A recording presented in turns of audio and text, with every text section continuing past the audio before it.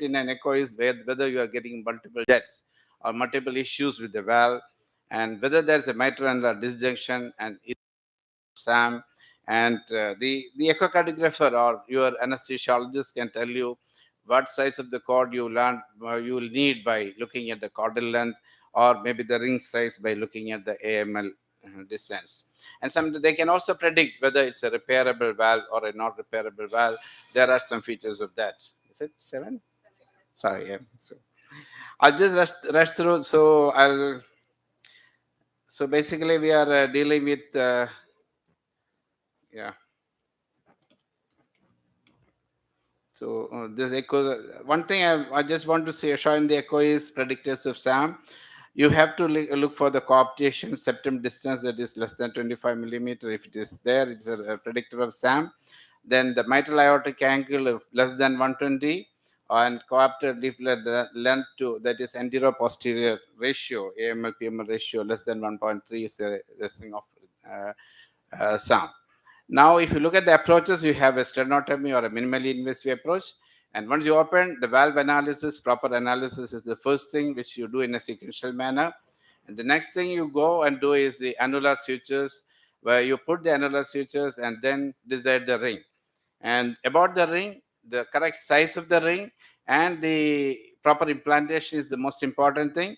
And for the sizing of the ring, always go for the AML's area rather than intertrigonal area.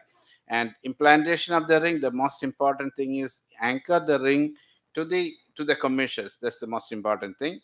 And at the valve level, you have interventions at the leaflet level or subvalvular level, which depends upon what pathology you are dealing with. If you look at Carpenter's technique of extensive resection and say sliding plasty, that is not done nowadays. Mostly we go for a limited resection, either say a triangular resection or a trapezoid resection for the PML. And AML resection is not at all done. Basically, you try to correct with a chordae. Then you have the foldoplasty or rotation plasty, where the rotation is just take the tip to one side, and this is a foldoplasty, which is another popular technique. Then in the commissure, you have the commissure fixation or commissure plasty. And if you look at the subvalvular, you can have a single artificial chordae like this, or you can have a loop chordae, which will help to clear most of the things. And I personally prefer loop chordae in taking care of the prolapses. Then exact measurement of the chordae is something very important, and that we'll be discussing in the afternoon in the wet lab. Then at the caudal level, you can transfer a secondary chordae to the primary position, or you can transfer say a transpose that is part of the PML can be attached to the AML to take care of the AML prolapse. Then caudal shortening. This is Carpenter's technique of creating a well into which your chordae can be pulled down. Or at the leaflet level, you can reduce the length of the chordae by plicating the chordae by exactly measuring how much you want to do. And then a bunch of chordae you can pull it down and do a papillary muscle sliding plasty or papillary muscle fixation. So whatever is the technique you use, finally you should be able to achieve good coaptation. And for a rheumatic repair, it is more of thinning, and say you have to do a pericardial patch augmentation or some caudal resection. That is what is done. And most of the time, these are the three techniques that you use. And there are a lot of reports saying that if you have a PML prolapse, you do a triangular resection and then just put a ring, and then you will get a result as if the LV is good, you will get a life expectancy just like the general population. So definitely, mitral valve repair is something which we have to know and practice with research. Thank you, and sorry for the time. Thank you so much, sir. Sorry for the time crunch. I'm sure we'll catch up with all the discussion in the afternoon wet lab sessions. The next topic of discussion will be tricuspid valve repair and replacement. The speaker will be Professor Dr. Devagaura V from AIMS, Delhi. We welcome you, sir.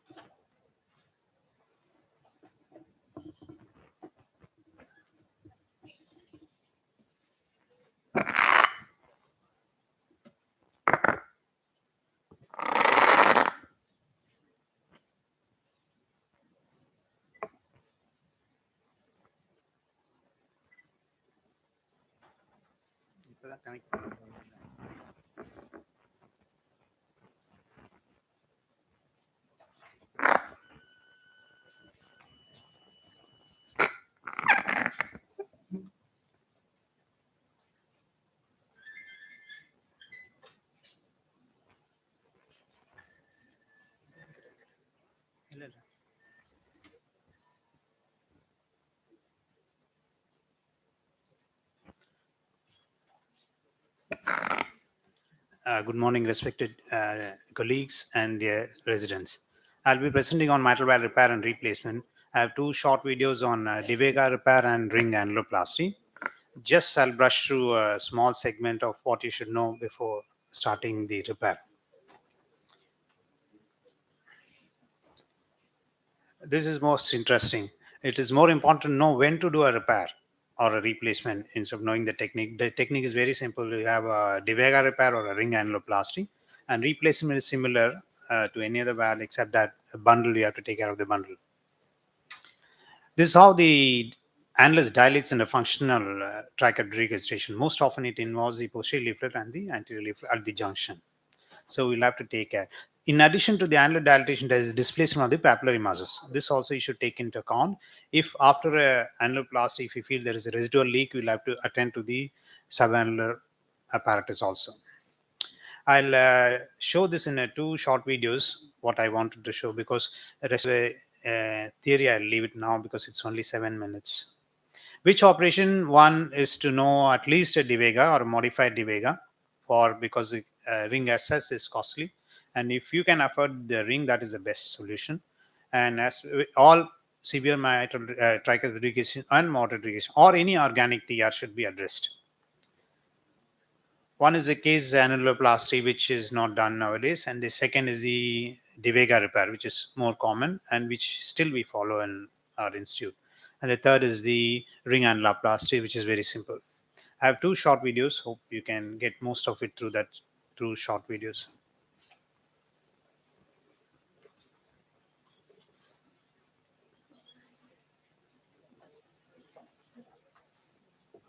Yeah.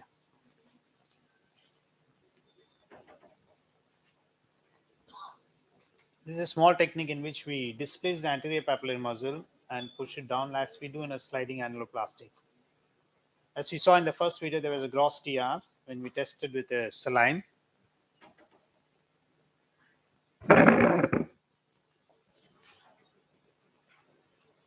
We take two pledgeted sutures. The pledget is made of soft felt, PTFE felt, and it's like similar to what we do in mitral sliding annuloplasty. As such, you can see it is reduced a little bit from the previous one. Now we'll add a Divega to it. Divega, it's very important. You can see that yellow structure, that is the nodal region of the membranous septum. Just beyond that, include the septo-anterior commissure. We do a little bit modification of the Divega. We interrupt it in the middle at 12 o'clock. So we use a 4 or a 3 O's proline suture with a hard felt, which is less porous PTFE felt. That's what we use in the we used to use in the posterior annuloplasty when we used to do with Professor Sampath. So the same felt is used. So we have a double row of sutures. One we go around, and then second we go around, and similarly we take from the septal and posterior commissure. Here we start here. One row of suture, skirting around the annulus.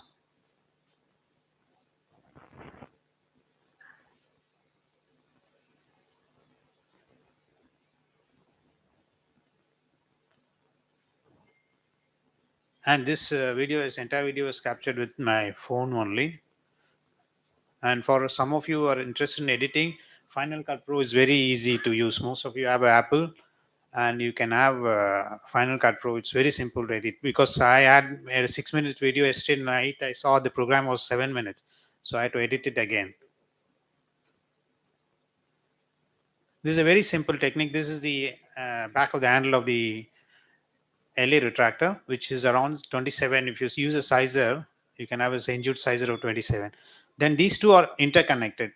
By this modified Divega, we are able to have less chance of this bow stringing.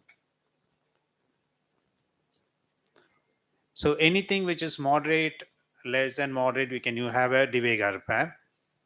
Second is a ring annuloplasty.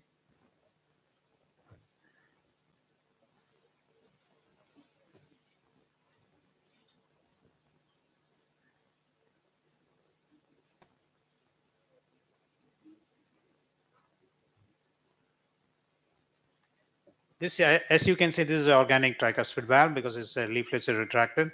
That is the nodal region we have to take care. When you measure, you have to measure the anterior and the posterior leaflet. Unlike the mitral repair, you have to include the posterior leaflet also, whatever it contributes, then measure the size. First thing is, most of you will have done a VSD closure. Like that, we have to avoid this septal region. The first few sutures are taken from inside out. It'll be similar for replacement. Don't have a separate video for a replacement. I didn't have a video of a replacement. The same technique we have to use during replacement. Leave the entire septal leaflet. Don't excise the leaflet if you are doing a replacement, because it's pretty bad to leave a complete heart block in a patient, especially if most often we end up putting a bioprocessor. If you have to put a permanent pacemaker in the cath lab, you'll go through the bioprocess, which itself allow it to degenerate faster. So if you end up in a block in a bioprocess, you put a epicardial pacing wires, permanent wires, intra.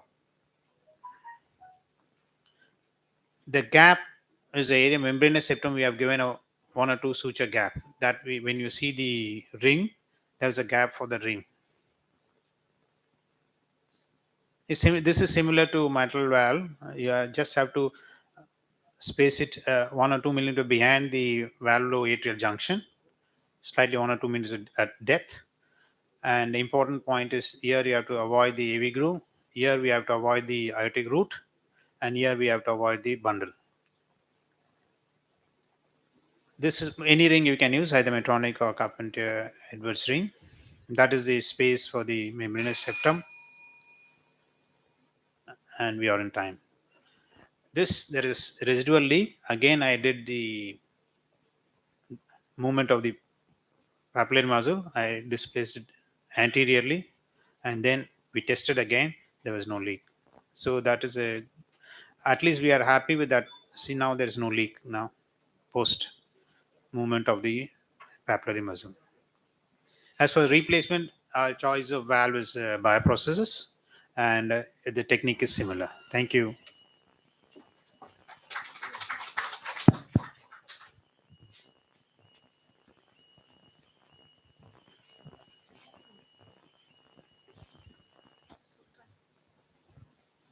Thank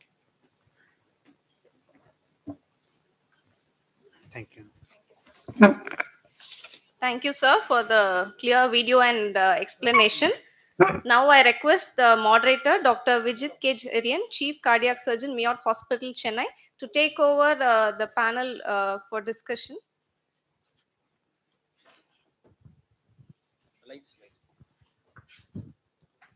Good, good. Thanks.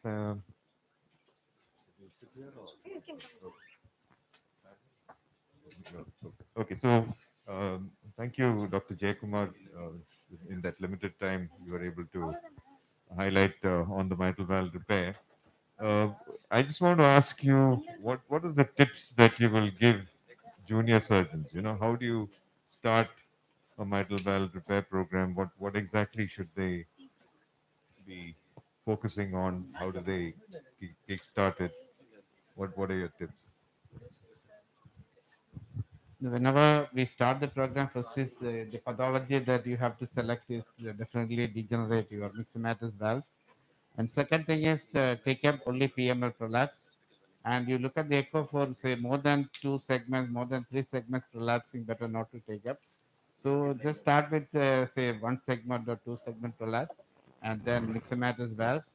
And the most important thing is spend time with your anesthesiologist or cardiologist to see the anatomy is good. Then on table, another thing is good exposure. Suppose you have an acute MR, you open up to the LA, you will land up with a small LA and you will not reach it. So be confident in going for a suprareceptor approach and give good exposure. That's the next thing. And then third thing is, whenever you are resecting a leaflet, especially PML, don't go for an extensive resection. Limited resections, trapezoid or triangular resections, and then do the surgery rather than going for extensive. Then actually the caudal, the replacing the chorda is a simple technique. Only thing you have to have the proper measurements and how to do it. And loop chorda makes it much better because the single chorda when you are tying down or this thing, it can become loose or short. So loop chorda give the exact length, and on table there are different videos and techniques listed nowadays.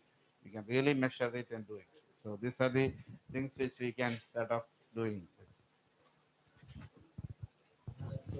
In your experience, sir, what is the rate of post-operative incidence of regurgitation, failure of the repair, and when you compare the PML repairs and the anti-rheumatoid repairs, what is the difference? Which is more durable in terms of Yeah, long-term actually, results? probably I have shown you our report that is 244 cases in 2016.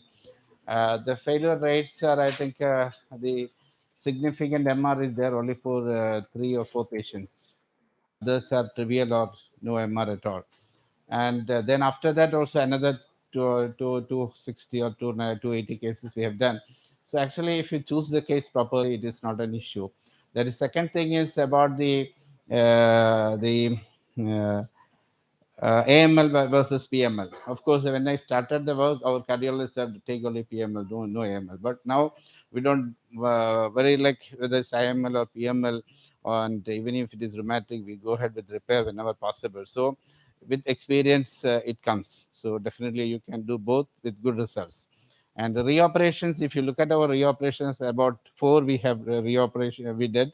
And one was done outside in Gulf when they came with the regurgitation, we did re-repair.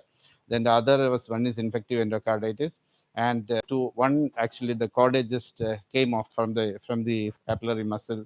So that is how sometimes it happens. So reoperations can happen, and whenever possible, we go with re-repair, but replacement is needed many times. What is your preference about rheumatic mitral regurgitation? Rheumatic, definitely whenever possible repair. But if you look at Kerala, Because yeah, it is yeah, all, say, yeah, rheumatic always, there is some amount of fibrosis is always there. sure. So, what is the take home message for PGs, like whether for in rheumatic MR go for mitral valve repair as a first choice, or valve replacement with caudal preservation? Yeah, for the pages, I think replacement with color preservation is the best choice. But any valve, you can spend some time in trying repair, and you should know how much time you are going to take for a replacement. So, if you feel it's a good valve and which is repairable, and the AML should be good, that's the most important thing. You should have an AML, good AML, then some thinning, peeling, and you should be confident in going ahead with the pericardial patch augmentation. Then definitely you can try, but don't waste a lot of time on it.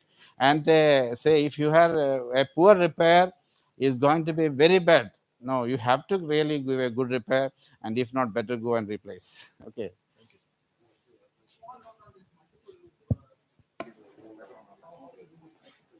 Yeah, actually, I had some videos, but the thing is, no, you measure the caudal length because we don't have the caliper. So what I do is the P1 is pulled up and measure the caudal length with the scale, and take the loops around the scale, like it may be 2.5 or 3 centimeter, whatever it is, loop around that and tie it 6 or 8 times, then pass a PTFE plunges through that, and then up to 4 or 6 loops you can make with the single, and then implant it to the papillary muscle. Just prepare it on table, right? Yeah, we have videos, so we can share it sometime in the afternoon. Right, Dr. Devaguru, yeah. Okay. Dr. Devaguru, yeah. Just a question for you.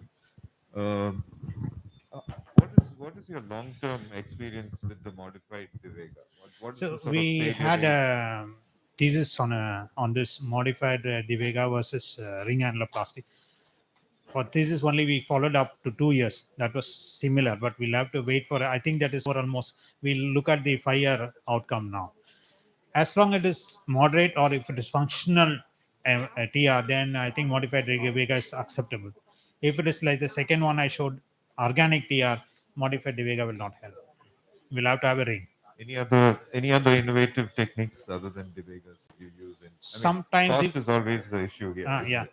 sometimes if we have a small ATL, then we may have to augment in addition to, especially organic TR. TS with TR. Any gradient across the tricuspid is bad news. Yeah, Devaguru, this modified devices, do you plan the same in pediatrics also? Neonates, TR handling, or it's only In neonates, we don't use annuloplasty at all. We try to put a artificial chordae, or we deal with only Epstein's, which we do a cones repair. But similar organic VSD, very rarely we get. Non-Epstein TR is very rare. If at all, we manage with the PTFE or with augmentation of the leaflet with pericardium.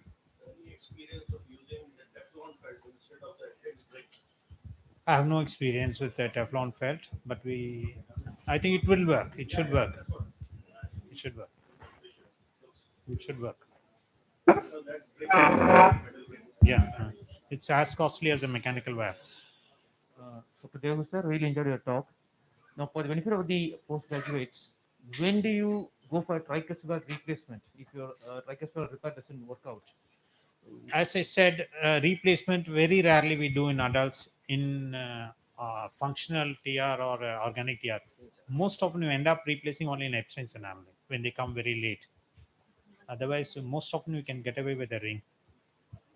Very rare to replace a tricuspid unless endocarditis is Correct. not able to manage. Then that is only the problem with replacement is the choice of the valve, and I strongly believe bioprocess is it. Though I put mechanic valve in pulmonary position, I don't put it in the tricuspid position. I don't know others where I was experienced with mechanic valve on the tricuspid position. Pulmonary valve, I have no hesitation. I put mechanical valve, even Chitra valve, I put on the pulmonary position. But tricuspid, I'm still skeptical. Just one more question is in chronic mitral valve disease, what is your preoperative or intraoperative decision? Which one will you go and repair? Where's the Usually, cutoff? we kept a cutoff of the Western standard is 40 is the cutoff, but Indian standard we can bring it to 35. That's what we used to have, 35. Or if you index it, 20 per meter square. That would be the ideal. If anything beyond 20 per meter square or beyond 35 in Indian population, we add either Devega or a ring. Or if the PA pressure is above 60, then also most often we end up either putting a Devega or a ring. Dr. Vijit, shall we involve the postgraduates in the discussion? Yeah, So sure. basically, so we request the trainees to come up and stand up and ask your doubts. This program, the course, entire course is meant for you.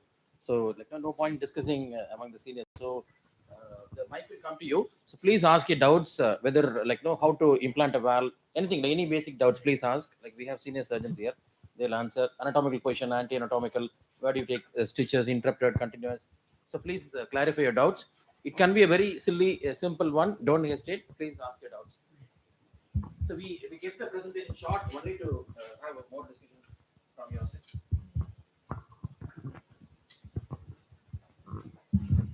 Good morning, sir. morning. What is the expected outcome of tricuspid valve repair, sir? Whatever may be the technique, either it may be Devega or ring. What can we expect optimum result after repair, sir? If you don't have a residual leak at the end of the surgery, all the PA pressure is fine, most often it'll stay long. The problem with leaving a residual leak is there is a chance of recurrence. One, if the PA pressure is progressing, then also there's a chance of recurrence. And ring probably has the best chance of not having a recurrence. Thank you, sir.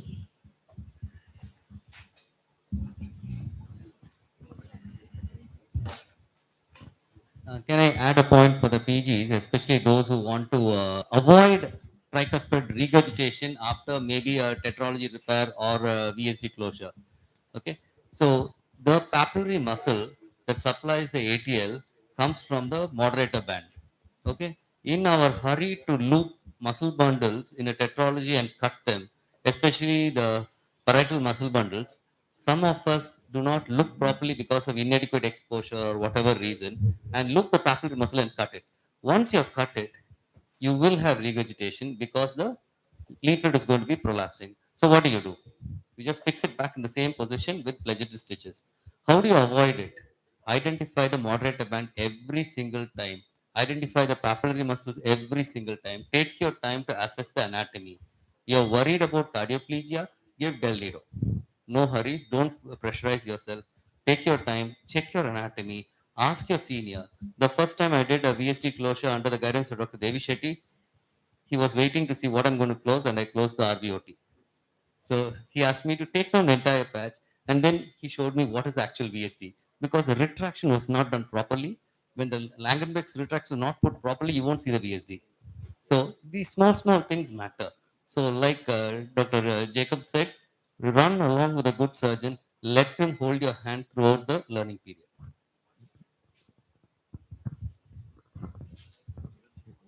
Any other any other doubts in valve surgery from the postgraduates?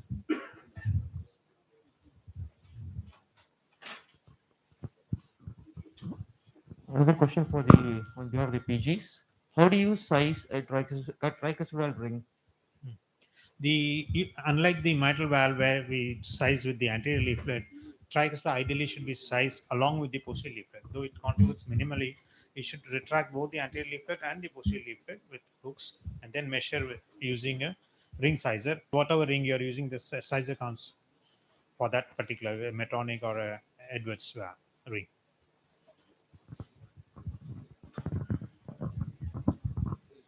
Sometimes we get valve case with the RV dysfunction with some TR, moderate or something. What approach do you like to do for that TR? Which one? RV dysfunction with in a setting where you have a moderate tricuspid regurgitation. Usually we get only when we have a congenital heart disease with severe PH, it can have.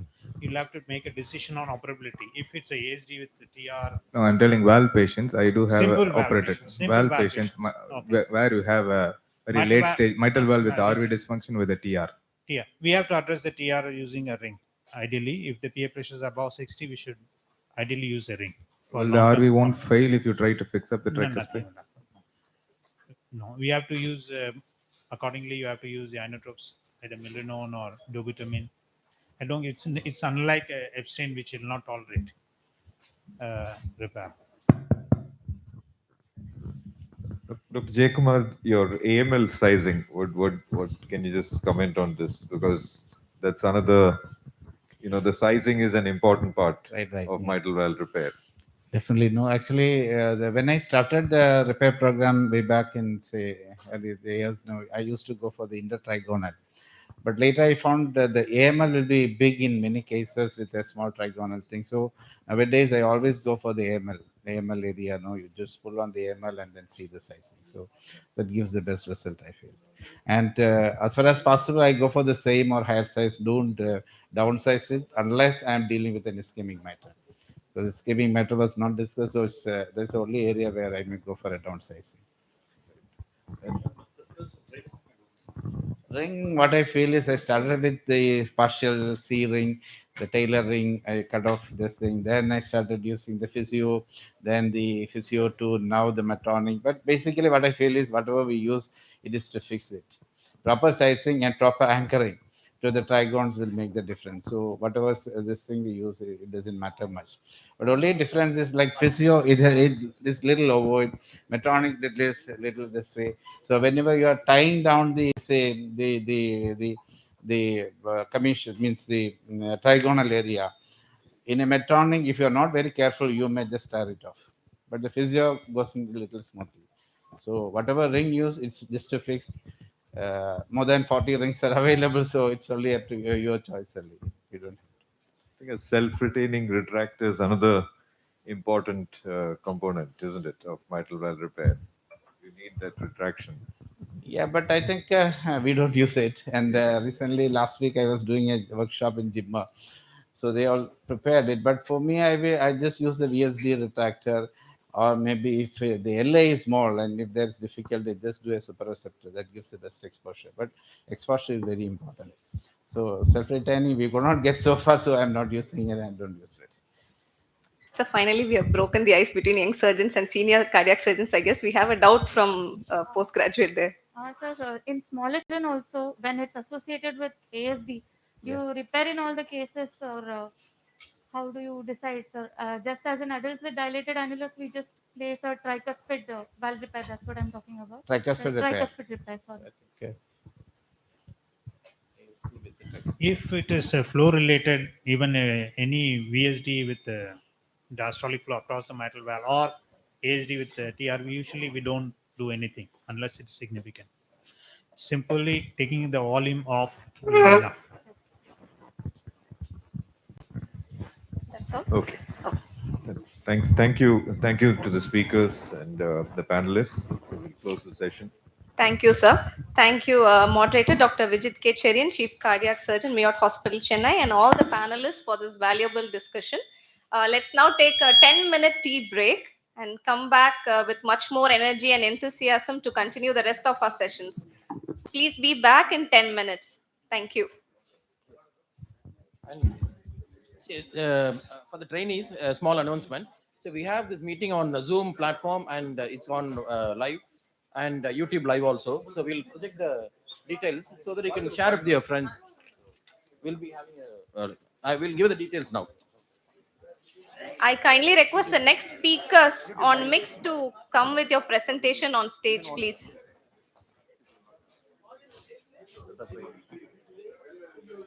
கொடுத்துட்டாங்களா எல்லாரும் எல்லாரும் கொடுத்துட்டாங்களா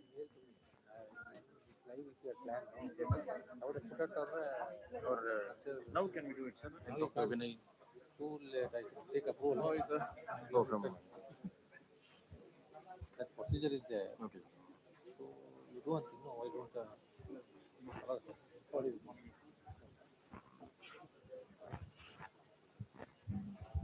Now, okay. So live we can will. I want to brief right there. And what the thing you talk with IR. What IR right? Okay. And that we discussed, and we'd like to get your permission. Evening session also already master class have released the mail yesterday. Okay. Otherwise, you do it. Record it.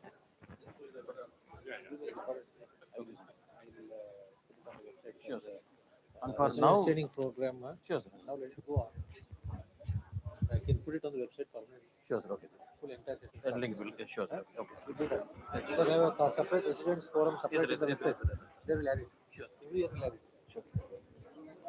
Okay. Okay. Good job. Thanks, man. Thanks, guys. बढ़िया बहुत बढ़िया एकदम first class है मैं अपने PGs को ढूंढ रहा हूँ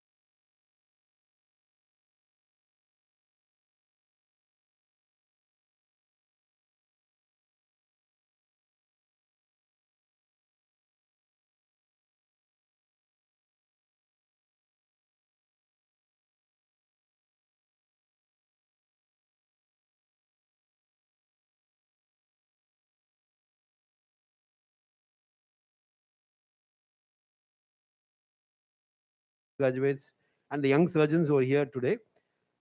This meeting is organized by the CTCME by Sanjay and Shivkumar and et al. Basically, this one group that we started a long time back as young cats, young cardiothoracic surgeons. So, in association with Chettinad, we are doing this program for the benefit of our postgraduate students and the upcoming surgeons. Um, so, this session we are going to concentrate on minimally invasive cardiac surgery, concentrating on the valves, basically on mixed mitral valve replacement, mixed coronary artery bypass grafting, mixed AVR, and the basic techniques in mix.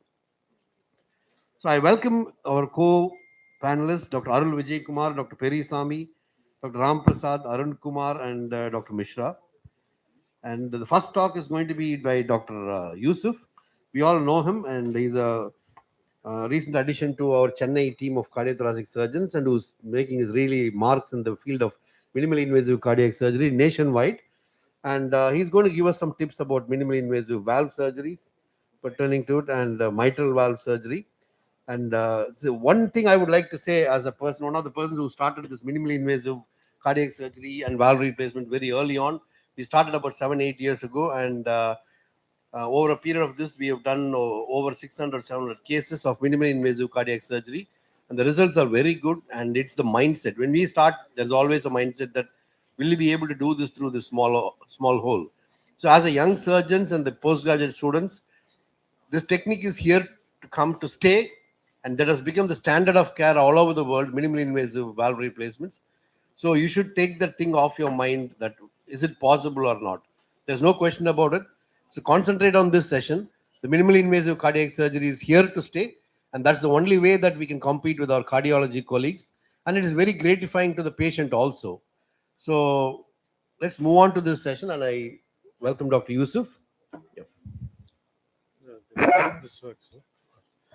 Good morning, everyone. Thank the organizers for giving me this opportunity. So I'll just quickly brush through some basic points and show a short video. Probably 10 minutes, please.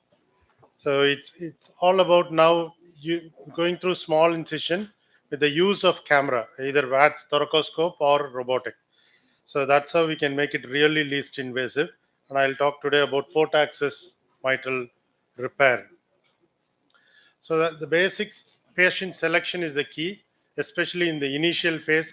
And as Murthy already mentioned, there is no better way of looking at the valve than through a minimal invasive approach, because you don't distort the anatomy like in sternotomy where you have to pull up the valve. Here, through minimal invasive right mini thoracotomy or port access incision, we can really look at the valve as it sits. So we don't need to distort the valve and do whatever has to be done. Best way to repair. So that would be the ideal patient. Avoid oversized or undersized patient, which is more common in our country. In fact, the oversized are the ones that really benefit on the long term. But initially, they are best to avoid. And any chest wall deformities, even in the experienced hands, it's better to avoid. Lung adhesions, yes, we have done few, but not for the starters. Rheumatic mitral disease is not a contraindication, but if you see dense calcification on the chest X-ray or angiogram, then be wary, not for the starters.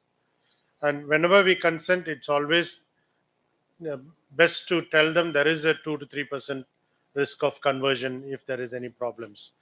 And for pre-op assessment, of course, transthoracic echo to look at the PA pressures. If they have moderate LV or even RV dysfunction or high PA pressure, better not to choose as the early patients. Because there is definitely a longer cross-clamp time and bypass time, probably double in the initial phases. So avoid them in the early phases. And we have come off doing the CT now, but in the initial phase, it doesn't cost much. You don't need a report. Just talk to your radiologist, go and see it with him in the CT room. It hardly costs 3,000 rupees or so. So that would be a very useful tool to look at the peripheral arteries and also any calcification in the ascending aorta.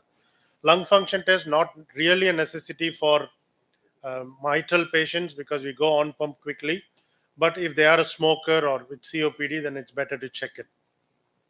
We use double lumen tube. I know some do single lumen, but it's always better to have a nice, relaxed start and have a good exposure. Good exposure is vital, like any other surgery. So we look for tortuosities or any calcification. Size of the artery, peripheral cannulation, femoral artery, if it's more than 5.5 mm, it's okay. 6 and more is comfortable. Times 3 is the French that we use. So 18 French cannulas are most suitable for most patients. So this would be the ideal patient.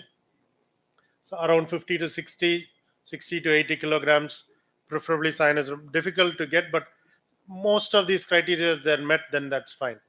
So good toolkit and the team is essential. So have the same team as much as possible for the at least first 30 cases. It's very, very important, because you have to think a lot. And if everybody thinks for you as well, it is much better. Good communicative perfusionist is also a key. So you have to talk to them, keep the flows well, and that's what arterial cannulation would be. 17 or 19 French is adequate for most patients. Even 100 kilogram patients, 19 is fine. So for that, the 5.5 mm should be okay. Various ways of cannulating. We use Seldinger technique, which is the safest, and with TE guidance, you need a good cardiac anesthetist or a cardiologist in theater. So just another 5 minutes video and finish. Femoral vein, we use 2-stage. You don't need, but always I leave a cannula in the jugular vein if necessary. Cardioplegia of your choice. This is how we position the patient. Good, with a sandbag up on the right side and both femoral exposed. There have been occasions where we had to use one on either side, artery and venous. So that's how it looks with the cannula ports in place. I'll go to the video next. End of the procedure. The incisions tend to become smaller with time. I won't go through the evidence. So the video. Initially, you can start off with a 3-inch incision. There's no harm. And we still use both camera as well as the direct approach. Camera helps a lot in certain areas. I'll tell you when. So that's a P2 prolapse, P2, P3, this one. That we have 3D, but 3D really helps. It makes you see exactly how it is. So femoral cannulation, make along a skin crease, 5 centimeters incision. Loop the artery. We don't loop the vein anymore. And for the artery, I use a pentagon purse string. Bottom is straight, and then the two going up as a temple top. So that gives, we use 2 for the artery, 1 for the vein. So we can easily tie it off. We don't need to spend time after we come off. It doesn't constrict the artery, it only pulls it together. And closure is pretty quick. It doesn't cause much problems either. Venous, we don't need to go around.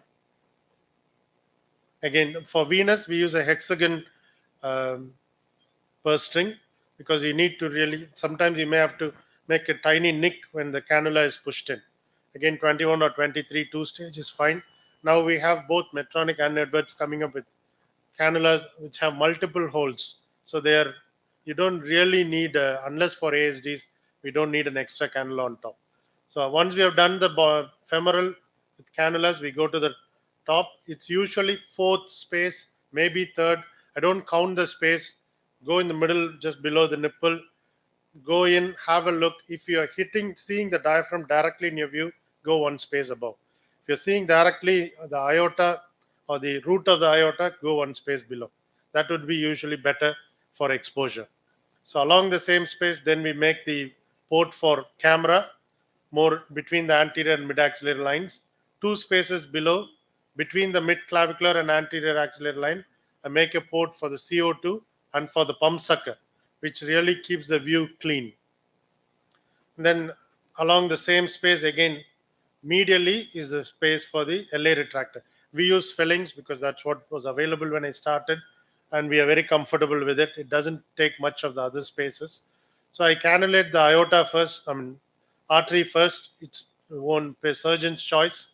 So for venous cannulation, we have to see the bicaval view. Make sure you see again for the arterial as well, best to see the descending aorta before putting the guide wire in, because artifacts can look like guide wire. So see it and then pass the guide wire. That way we are safe. Again, for femoral as well, make sure we see both cavae. And wary of these cannulas, there is a long, sharp introducer. So as you can see, once you are into the SVC, pull out that introducer, because you can damage quite high by the time the cannula goes in. I'll just show the valve exposure and stop. 1 minute. So once we have cannulated,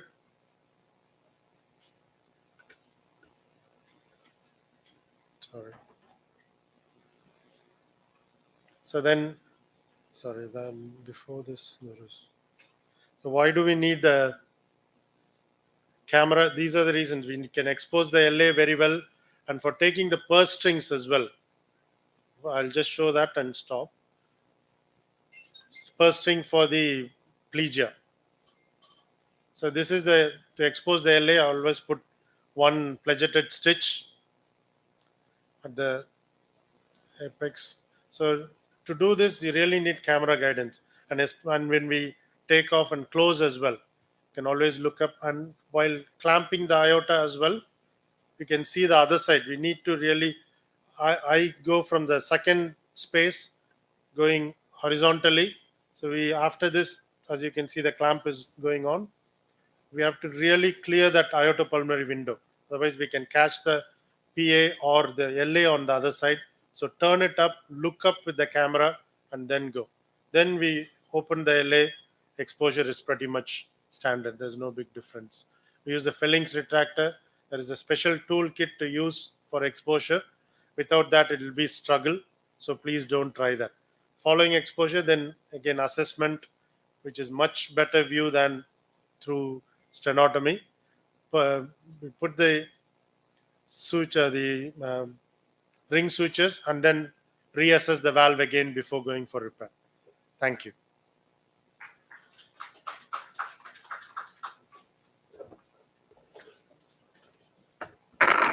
Thank you, sir, for taking us through the basics of mix. Next, I invite Dr. Adil Sadiq, Chief Cardiac Surgeon, Sakra Hospital, Bangalore, to speak on mix CABG.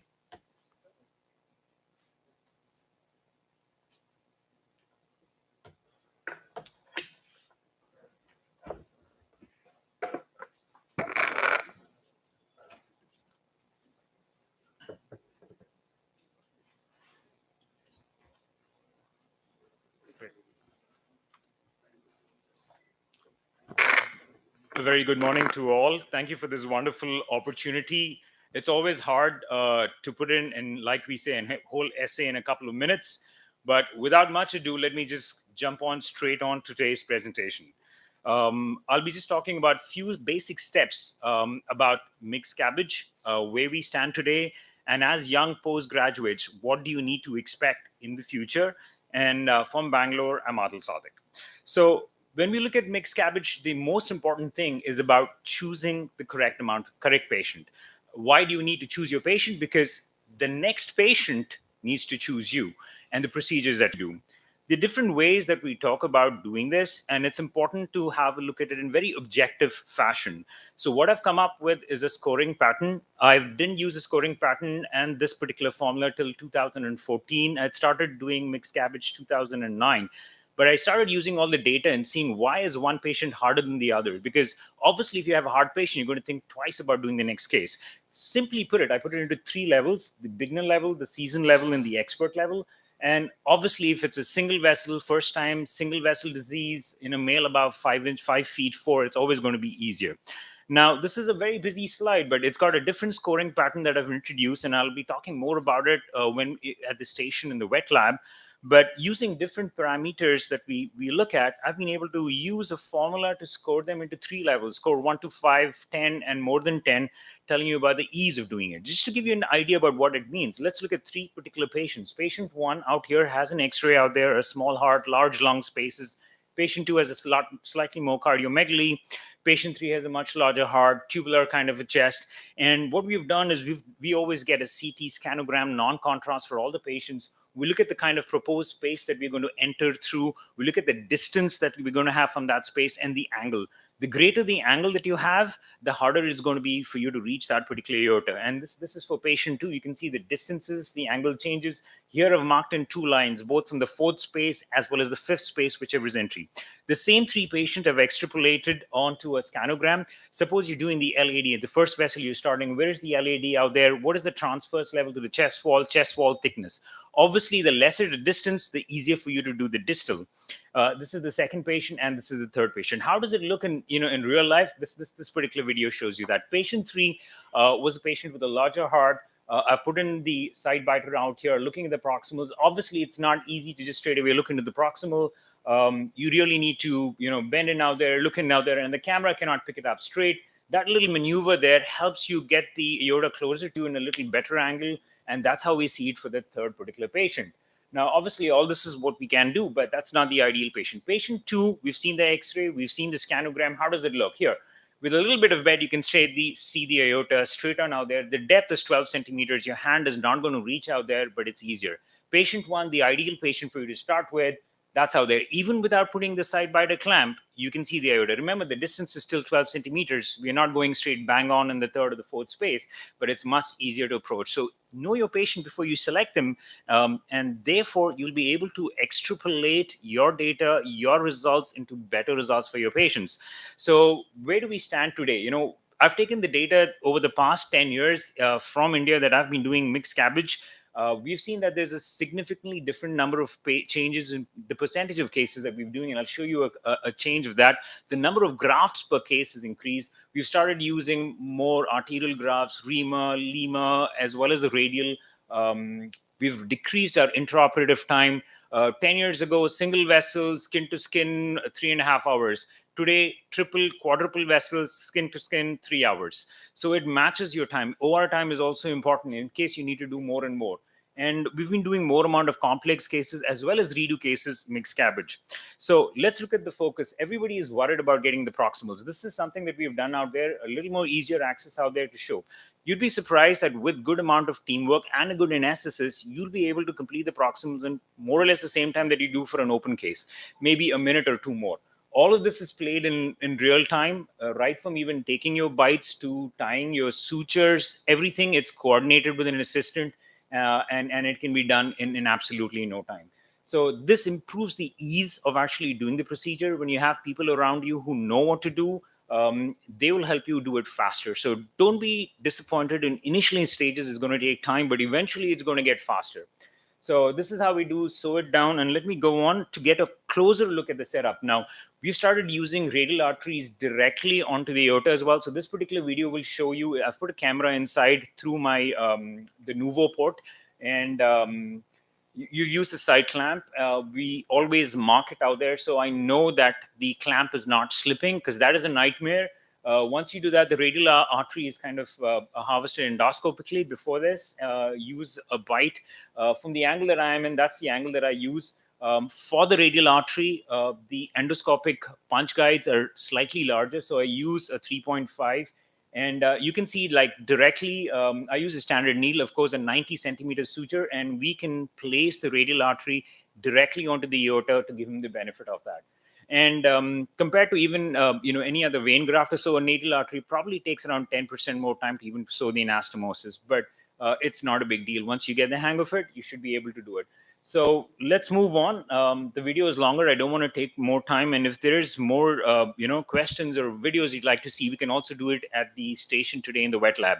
So simple data that I've done, I've just compiled data for past 10 years. 10 years ago, out of every 10 cases that come to me for a bypass surgery, only 2 of them, that's 20% of the cases, were done mixed cabbage.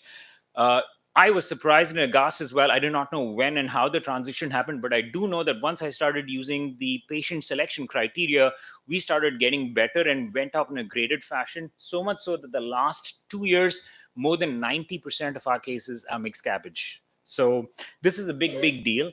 I feel that this is only, it was just a process of evolution. And this particular video is from 2013, where I was just trying to show up the setup of the Nuvo. Many of the times when people use the Nuvo stabilizer, you first fix everything and then position. But I like to always say, do it the reverse way. First position, then attach the octopus arm, then put it on there. So this minimal of mobilization of the heart, minimal of messing around with the epicardium, and your epicardium also stays clean and allows you to position and do it.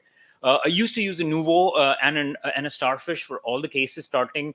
Past couple of years, we've just started doing it only with the Nuvo. I think, that evolution is also part of it.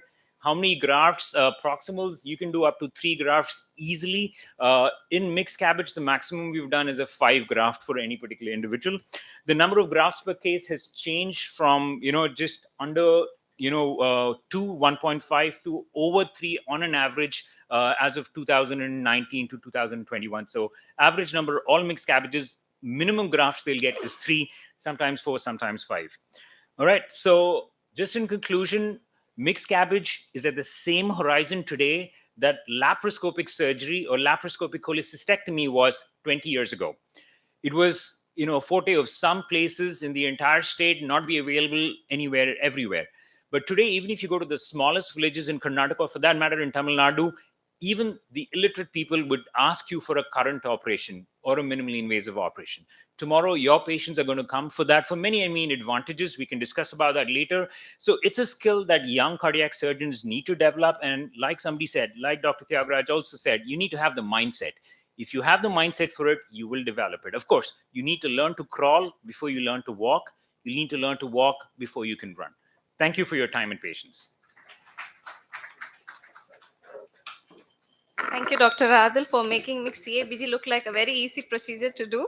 Next, I invite consultant Dr. Arul D. Furtado from Apollo Hospital, Bangalore, to speak on mixed AVR.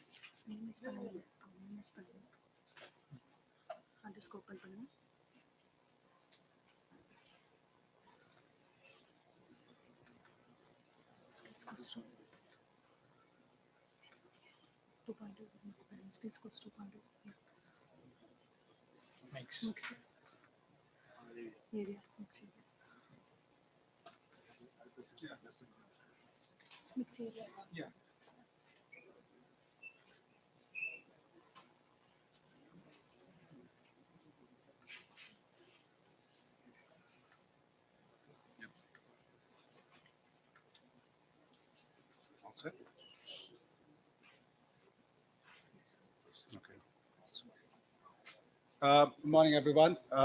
Thanks for having me across. Due to the real paucity of time, without much preamble, let me get into minimally invasive aortic valve replacement. I won't talk much about cannulation details, as Dr. Yusuf has already talked in extensive detail regarding that with minimally invasive mitral. So, minimally invasive aortic.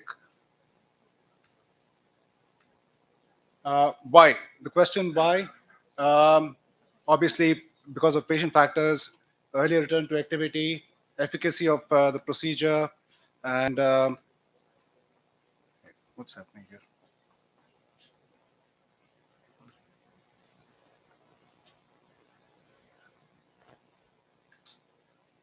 They should have brought my own thing. Yeah. All right. Okay. The safety profile has got to be reproducible with conventional surgery. And finally, the thing driving us is the need to evolve. We all know about transcatheter aortic valve replacement and the way it's making cardiac surgery more and more irrelevant these days when it comes to structural heart disease. Initially, it's just been limited to calcified aortic stenosis, but now we've got trials with the Jenna valve, which says that you got a good enough valve for AI2. What about evolution of mixed AVR? You had the conventional parasternal approach first, then the upper hemistenotomy towards the right side.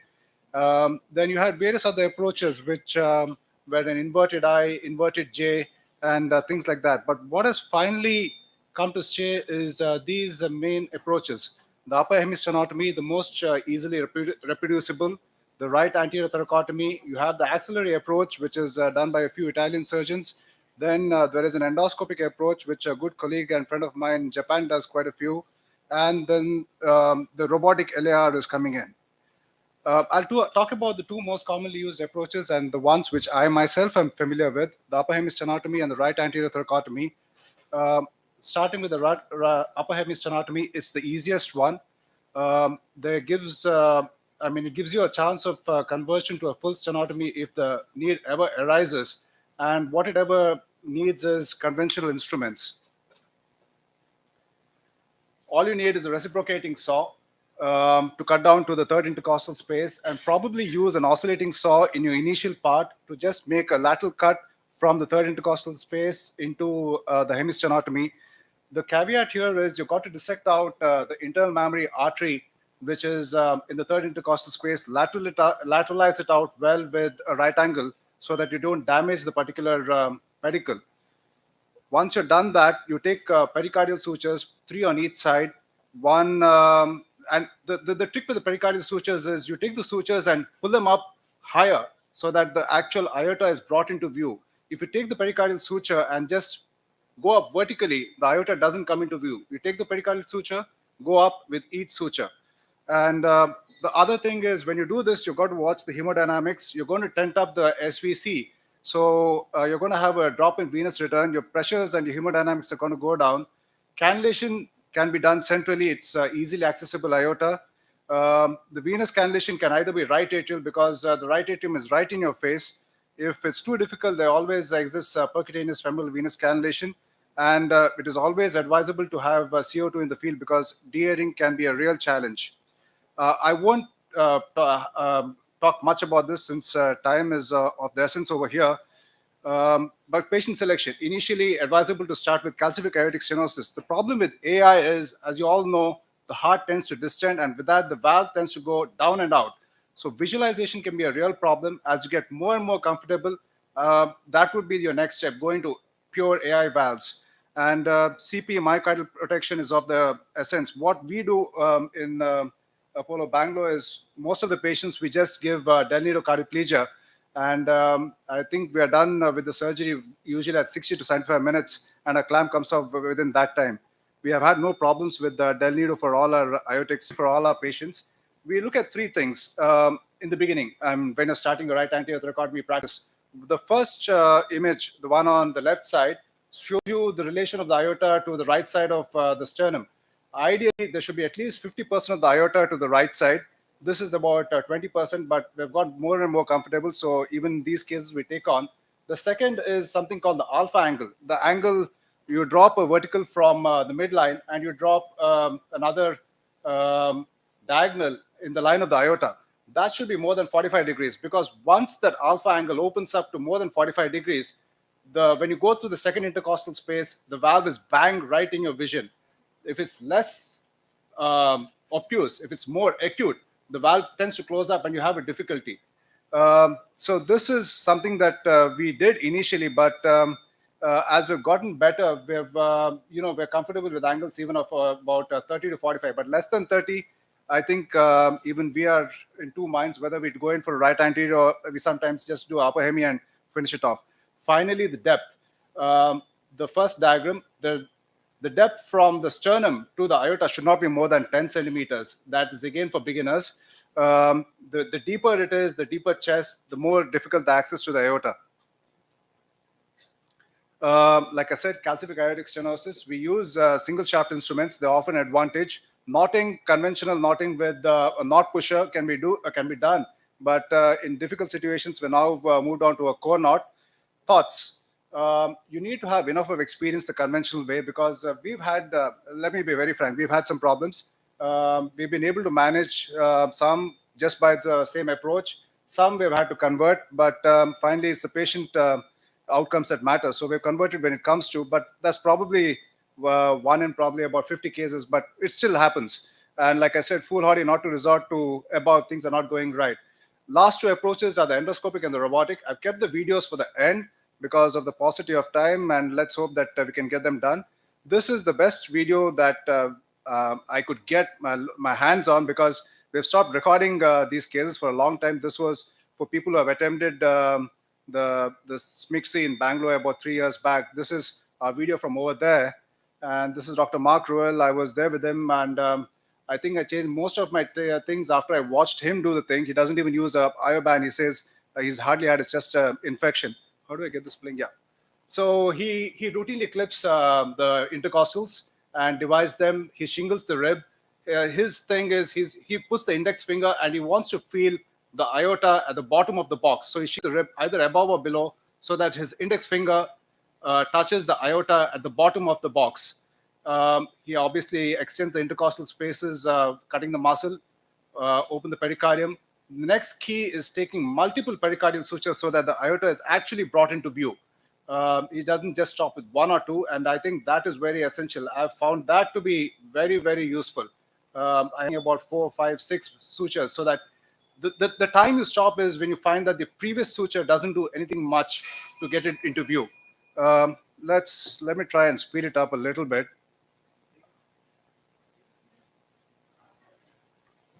Yeah, I think we can keep going, or you can get the next speaker along. But it's just another 2 minutes, another minute and a half, I think. This is a Vitaltech clamp. The conventional clamp can be used, and like you said, like you see over here, it's root cardioplegia. He's put an RSPV vent, but I hardly ever do that because if it's aortic stenosis, I just give root cardioplegia and then open up the aorta and suck out whatever's there. I obviously fibrillate the heart, clamp, and then give ostial cardioplegia. The opening of the aorta has got to be very, very, very. Is there a way I can go on this faster on this video? You open just below the fat pad so that you have enough of access, and you don't go really down as in conventional surgery, because closure can be a bit of a challenge if things tear. And everything else is nearly the same. You got good exposure. You're taking sutures the normal way. This video, particular video, he takes interrupted 21 sutures at 3 millimeter distance. But what we do and I do in Banagata is we take non-pleated horizontal mattress sutures. We hardly use pleated sutures for the aortic valve unless it's very friable tissue. We've gone away from pleated to non-pleated right now, just horizontal mattress. And this is basically same aortic valve replacement. And I'll just end this with my next slide, if I can get there. This is my colleague. I worked with him for 3 years in Emory, and this is how he does his lateral anterior thoracotomy, totally endoscopic aortic valve replacement. I have not yet gotten over there. Probably one day. Hopefully, I should. All right. Thanks.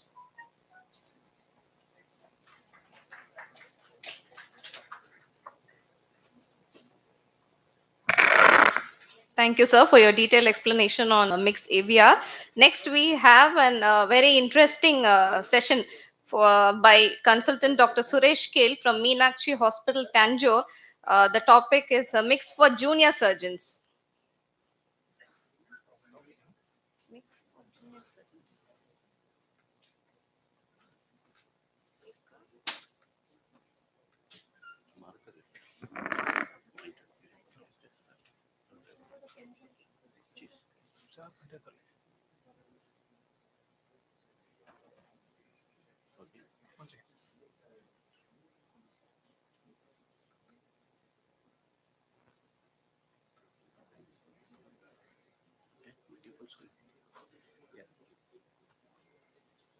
Yeah, good morning, ladies and gentlemen. Thank the organizers for the opportunity. Basically, I think my job here is to sum up what the speakers have said. Let me keep it simple. I'll show you first a few images of what mix is. We've been doing it for a long time. And not everything is rosy. Let me be very practical and straightforward here. Not everything is as advertised. So you can see sometimes, all these days we've been doing surgery to sternotomy. Some of them end up being like this.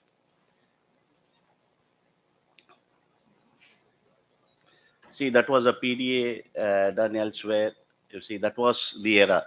Essentially, the basics or the basic principle of surgery is to have good exposure. Now, what is good exposure? It differs from person to person. Basically, you need to have good exposure to put your hands in. So this is what it was. This is what it is turned out to be. Now, the earlier speaker showed mitral valve. You can extend the right anterior thoracotomy to not only mitral valve, to most of the congenital lesions as well, including correction of right outlet tract obstructions, tetralogy of Fallot, VSDs, etc. Especially, I am in a place where it's a lot of rural areas. People come there after they're not willing to come to Chennai, probably because of financial factors or otherwise, or even though they had opportunity, they have not come. Now they turn up because of this RBSK kind of a program, and because the CM scheme thing has come up in a very great way. So they just turn up because everything is free, and we also had some experience, so we offered them at no price. And you can see mitral valve for a very large breast. It's a bit technically difficult, but the end result is what you can see. That's for a mitral valve. That's for a tetralogy of Fallot. Sometimes the scars are really satisfying, especially for grown-up girls, because it's only them who would be appreciating the importance of this surgery. So this is the axillary. So we have done a lot of axillary surgery. After 4 or 5 years, you'll find that the scar has reduced to almost an inch. That's it. You can do almost most of the right heart surgeries through right axilla, lower mini stenotomy. Okay.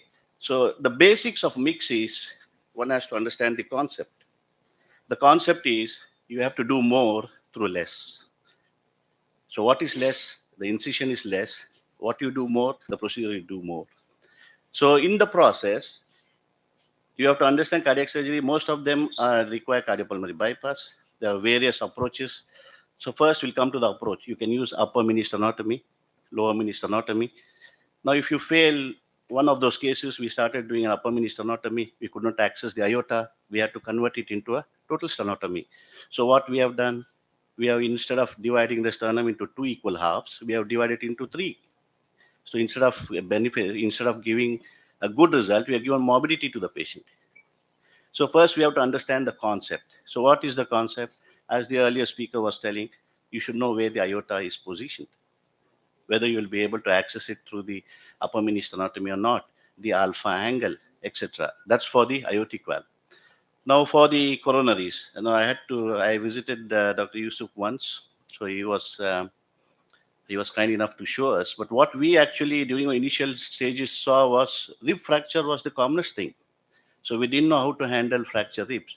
We positioned the patient, did a thoracotomy, fracture ribs, converted it to stenotomy. Second case, we went in adhesions, converted to stenotomy. So the concept, we were lacking concept. So we have to understand the first thing for any of them who want to start mix, understand the concept first. If you want to do an aortic valve, how the aorta is placed, how the aortic valve is placed. If you want to do a coronary, how good is the lesion? The vessel is good, it's not intramyocardial, it's easily accessible. If you want to do congenitals, you should have a good detailed evaluation prior to taking the case. And the concept also includes anesthesia. We leave it apart. And most important is perfusion. We believe in central cannulation. We don't believe in peripheral cannulation. So whatever cases we do only with central cannulation. So we have modified a few steps like cannulating through various incisions, the aorta, the SVC and IVC, and then going on and doing the case. So one has to develop a concept or understand the concept of the particular procedure and then go ahead and do the case. Lest the morbidity will be more than the expected end result. Second is, after having known the concept or visited a few surgeons, develop the confidence. So confidence is not that you can do the case. It's a teamwork. So you should have an anesthetist at the head end and a good perfusionist as well, because most of the mix involves perfusionist using vacuum drainage. Most of the mix requires specialized venous cannulas, specialized cannulae. So you need to have the confidence in yourself and the team. The third thing is to construct. So having known the concept, having had the confidence, and if the team is okay, then you have to construct, okay, how to go about. So there comes the case selection. So as the previous speaker said, do the simplest case first so that it boosts your confidence.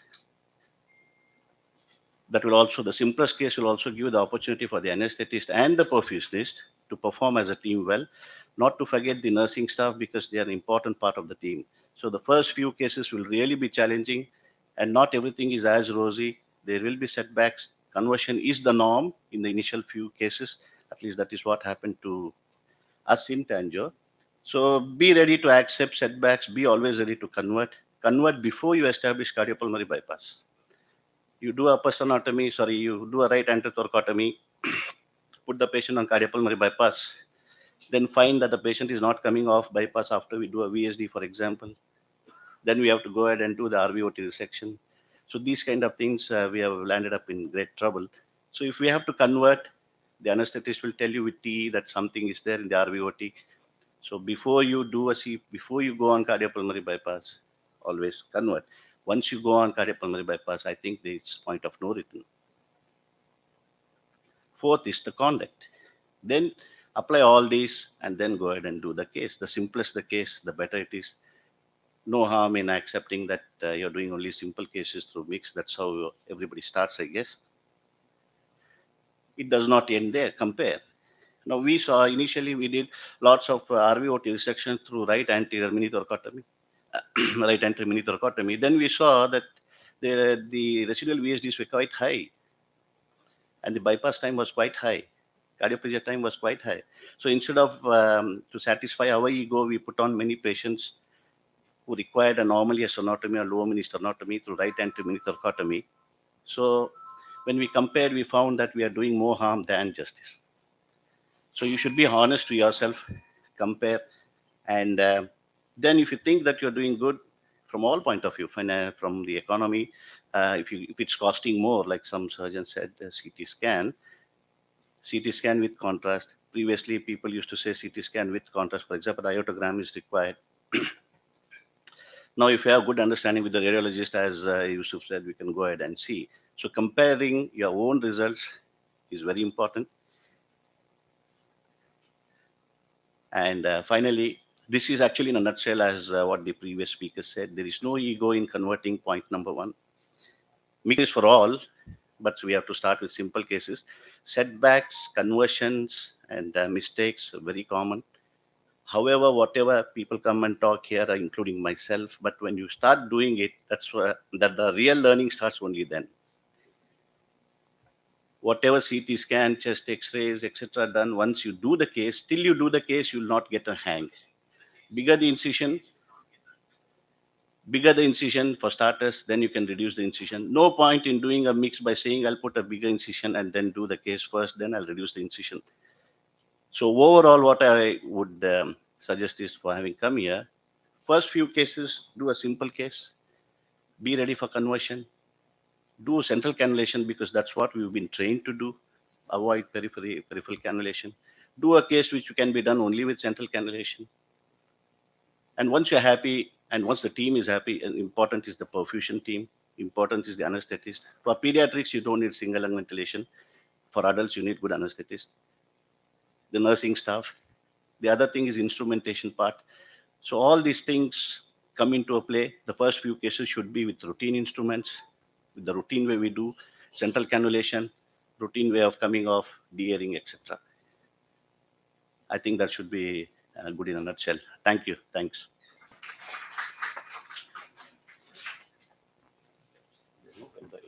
Thank you, sir, for summing up the concepts of mix. We'll now continue with the left out session, left out topic from our second session, that is the valve surgery. The topic is aortic valve replacement by consultant Dr. Murugasundra Pandian from Global Hospital, Chennai.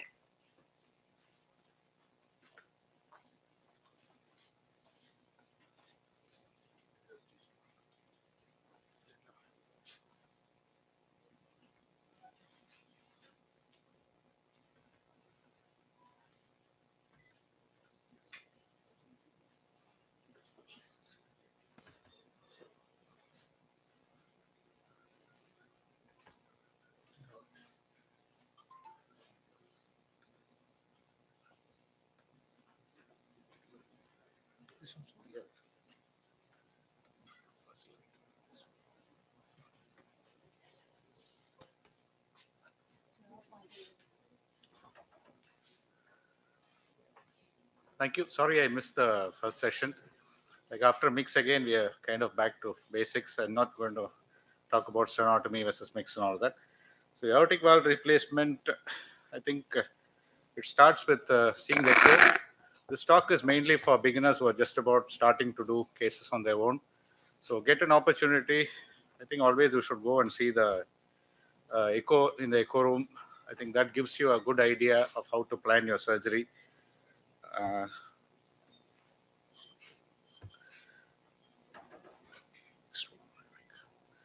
so that was kind of one of my patients. I just took the echo report from there. So you see, it is a severe aortic stenosis in a patient. I think the EF was 15-20%, and this patient had gone for many centers. Some of them have advised trans-aortic valve replacement and all that he could not afford. So he came back. We did a AVR. He did well. So things to look at the echo is one of the main important things is the annular size and the size of the patient, the extent of calcification, the type of pathology. You always look at the aortic root dimensions, ascending aorta size, and all that, whether the patient might require a root enlargement or so. And in cases of severe calcific AS, whether he's got a significant AR. You always, looking at the echo, you get a good idea of the LV function, whether there's diastolic dysfunction, pulmonary artery hypertension. All these things I think you should look for, not just in the report by sitting in the echo room. Coronary angio gives, again, a good idea of the calcification, coronary ostia position in relation to the aortic valve, and whether there's a dominant RCA. Sometimes when you need not give a ostial cardioplegia, if there's a non-dominant RCA, it's going back. I'm not sure. Next slide. Yeah, it's getting back.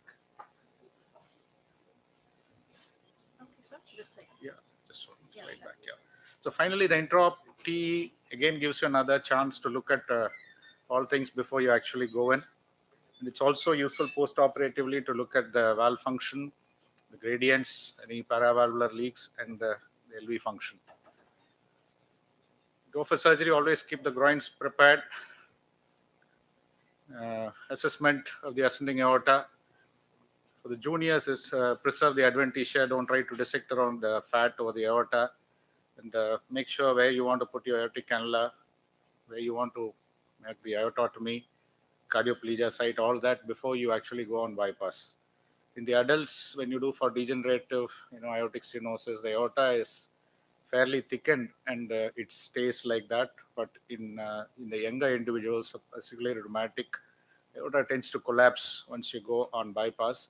And you may think the aortic size was good initially, but it actually may be quite small and you may not find enough room inside. So you need to plan well before going on bypass.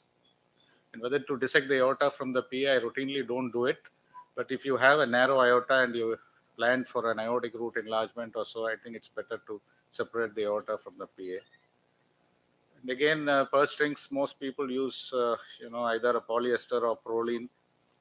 I think I always prefer Prolene since the chance of cutting through is difficult, especially in patients who have severe aortic stenosis, tend to have very thin aortas. So be careful. And putting a vent into the RSPV always helps in better visualization. And better to put the vent after you put the clamp to avoid any air getting sucked in. The degree of hypothermia depends on your speed and the normal time. When you're doing 1 or 2 cardioplegias, probably does not require much cooling. And the key is myocardial protection. I think different people have different strategies. I never used a retrograde, but there are surgeons who use mostly retrograde. The problem with retrograde is got a poor RV protection. And again, some people are scared about osteal cardioplegia, but I don't think I've had any problem so far. Again, blood versus crystalloid. Some people use St. Thomas, Delnido. It's all, I think, it's a learning curve. You need to follow a single strategy and then stick to it, whether to use ice on the heart or not. All those things, I think, you get, you have to standardize your technique before you go in, discuss with your professionals and all that. Again, exposure, aortotomy, again, transverse, this is oblique, cut less on the PA side. I always use an oblique hockey stick incision because that gives the best kind of exposure. Whether to have stays on the aortotomy, again, it depends on your exposure. And be aware of the assistant handling the aorta. Sometimes they use the DeBakey's and keep, pinching it. That can traumatize the aortic endothelium. It can be difficult when you close it. You have to be very careful with the valve excision. decalcification of the annulus. Go slow, take time, patience, and don't injure the annulus. Supraannular, intraannular, whether you want to put a mechanical valve or biological valve. I think if annulus is quite big, there's no harm. And if you're going to put a mechanical valve, you can always put the pledgets on the aortic side. Easier to visualize and easier to see it when you tie it down. Biological valves, so supravalvular, supraannular valves, always put the the pledgets on the ventricular side. When annulus is big, we can use the standard pledget. When annulus is small, we can use a 3 mm pledgets which are available. Again, suturing technique, continuous or interrupted, it all depends on your learning and experience. I always use an interrupted horizontal mattress and use pledgeted sutures. Be careful in avoiding the bundle area, especially the RCC, NCC commissure. Don't injure the bundle. So that's just to show the exposure. I use an inverted hockey stick incision. Just one stay at the top here, one foro silk stay, one retractor. You almost get a good view of the aortic valve. I don't use other stays otherwise. Again, how you position the sutures, people tend to use a valve organizer. I just put towels and put clips on both sides, divide the sutures into 2 equal halves. Makes life easy. Again, something to be careful is the valve sizing. I think see, sometimes the sizer corresponds to the the whole valve sewing ring. Sometimes the sizes correspond to the internal housing. So you need to be careful. Just 2 minutes. Depending on the company of the valve and whether you use an intraannular or supraannular and whether you use a mechanical or a. So I've had problems. I mean, there have been differences, so you need to be careful.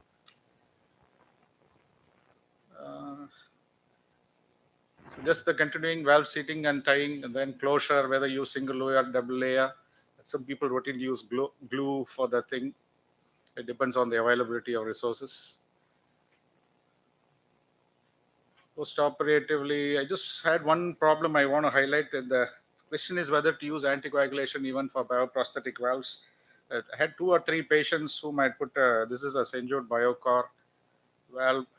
After 2 years, they had a very high gradients. So when I opened the aorta, it all looked fine. So this is the, surface when you see the valve leaflets all open fine look like. But after explanting, there were a lot of pannus formation underneath the sewing ring, which was interfering with the, the valve functioning. So whether to use anticoagulation, even at least a low dose for tissue valves is something I thought about and I tend to use. I think that's it. Thank you.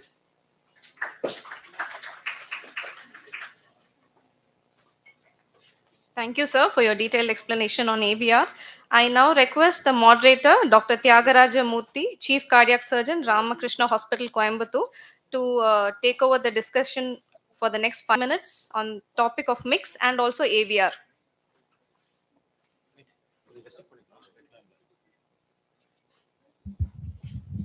So it was a fantastic presentation by everybody, and all the minimally invasive topics were covered. And so there will be further one-on-one discussions during the wet lab. So any pressing questions here right now, we can have a discussion. Anything from the postgraduate side? Yeah. Sure.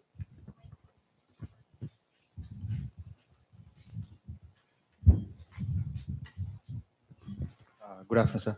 Like, if you find an LSVC in the echo, or like electively, a patient still wants to go ahead with the mix repair, then cannulation strategy, how do we go about? Is there a Mix? possibility? What you want? ASD. ASD maybe repair. If you find an LSVC, a significant one, so patient still wants a mix to be go to the mix. So if it's a significant big left SVC, it's better to go for open method and you do the procedure. But if the patient very well wants it, there's a risk to it. You might have to convert halfway through if the flooding is too much. Or you can put your sump sucker inside, and usually that takes the return away. Any Yusuf, what's your response on that?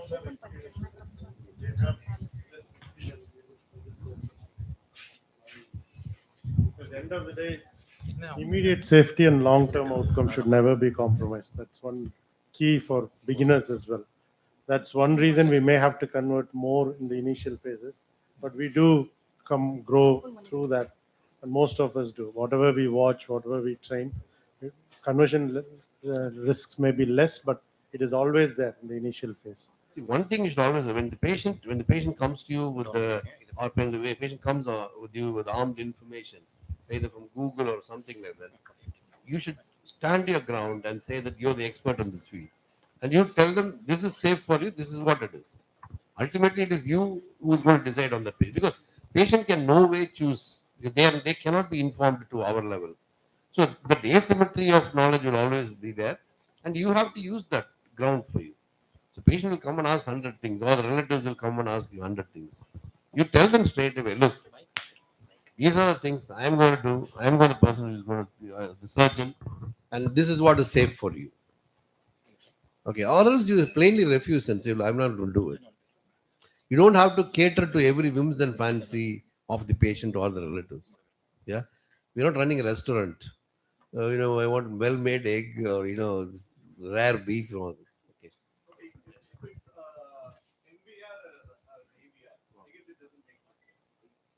No, it doesn't. For MBR or AB, only in case of ASD, your left SVC matters. That too, with the pumps, with the sump sucker, you can manage, and it's usually on one side, and it doesn't come and flood in your main field where you're putting. Even if you're putting a patch, you can still manage with the sump sucker or two sump sucker.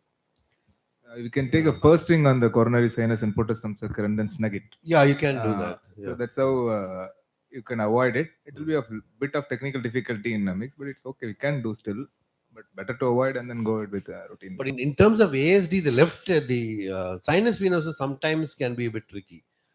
You have to cannulate your SVC very high, and it's difficult. Okay. Let it happen in 10 15 minutes, nothing will happen. Hmm. Yeah. Yeah. Or sometimes you put a bigger person and catch it, you might end up with a junctional rhythm later on, and this sort of a thing. But just put a sump sucker, you can manage. Ask them to put it on high flow, and you're going to be there only for a few minutes anyway. If it's a direct closure, you're only going to be there for a few minutes and just close the thing quickly. Yeah. So shall we continue during the wet lab session? Okay. Thank you, Dr. Thank you. Murthy. Thank you, Dr. Ram Prasad, Dr. Arul Vijaykumar, and Arun.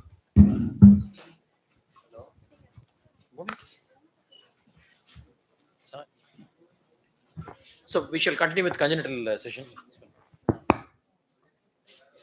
We have come to the end of our third session. We'll continue with the fourth session. The topic is congenital cardiac surgeries. The moderator of this session will be consultant pediatric cardiac surgeon Dr. Benedict Raj R. And the panelist will be Dr. Roy Varghese, Dr. Anto Sahayaraj, Dr. Jay Karan GK, and Dr. Balraman. The first topic of discussion will be on tetralogy of Fallot. The speaker will be Dr. Ganapati from MGM Hospital, Chennai. I thank the organizers, and at the outset, let me use this opportunity to thank our secretary, Dr. Hirimat, who is here, who has been untiringly working throughout this pandemic to organize webinars. Let us give a standing ovation from our side.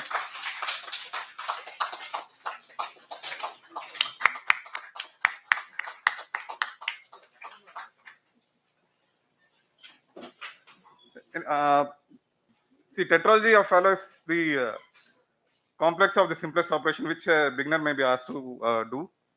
And this is a thing which is sort of all congenitals have. The interesting thing about congenital is that there is no standard thing. Every case is different, and you need to see the anatomy carefully beforehand. And there is no. It's not that if you have mastered 50 tetralogies, the next one is not going to give you trouble. So it's exactly when you think that I have started understanding, the next case is going to give you trouble. So tetralogy of Fallot, as a beginner, you need to see the echo carefully. Make sure that you have adequate pulmonary arteries. There is no kinking of the LPA. The VSD is good. Mainly, make sure that the tricuspid valve is adequate size. The RV is not small. LV is also good size. So all this thing needs to be seen by you personally before you embark on a tetralogy. Never take it lightly. There is no. The cardiologist will just say that it's a good anatomy. It's a tap. Don't believe the cardiologist. A tap, you'll be able to preserve the annulus. A good anatomy can turn into a disaster. So this is video. So cannulate little high. I cannulate at the base of phenomenate artery. Cannulate SVC a little higher. Very rarely you may have to do a Glenn as a bailout if you find very surprises inside the theater. I've had to do twice in the last 10 years when I saw Starling tricuspid valve. If you have there is some LPA kinking, better to dissect the PDA and divide it so that the LPA doesn't get kinked further as the child grows.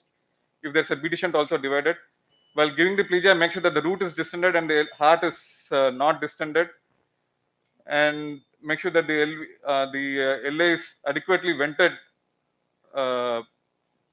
So create a PFO, and usually I leave it open at the end of the procedure.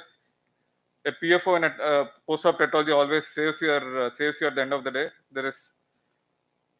So first inspect the anatomy, have a visual idea about the size of the VSD.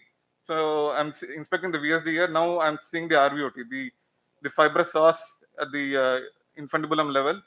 The first stitch is an interrupted stitch at a 3 o'clock position. And the next stitch is the transitional stitch, which is going to be very important. That will be shown in a little more detail. So this goes a little away from the margin through the muscle. It's a pegeted stitch. And the next stitch goes through the base of the leaflet. So don't, at the posterior-inferior junction, avoid going through any muscle. Go through the base of leaflet, under all the cords, pass through the leaflet, ask your assistant whether there are you have gone into the right space. Make sure there's no residual VSD or VSD underneath the thing. Sometimes the operating surgeon could be a little blinded in that area under the septal leaflet. So make sure that you are below the VSD. Pass through the pericardium, and then go back through the leaflet again at the base, under all the cords. So this transitional stitch helps you to avoid the bundle area and also helps you provide a good exposure to the valve while you are closing the VSD.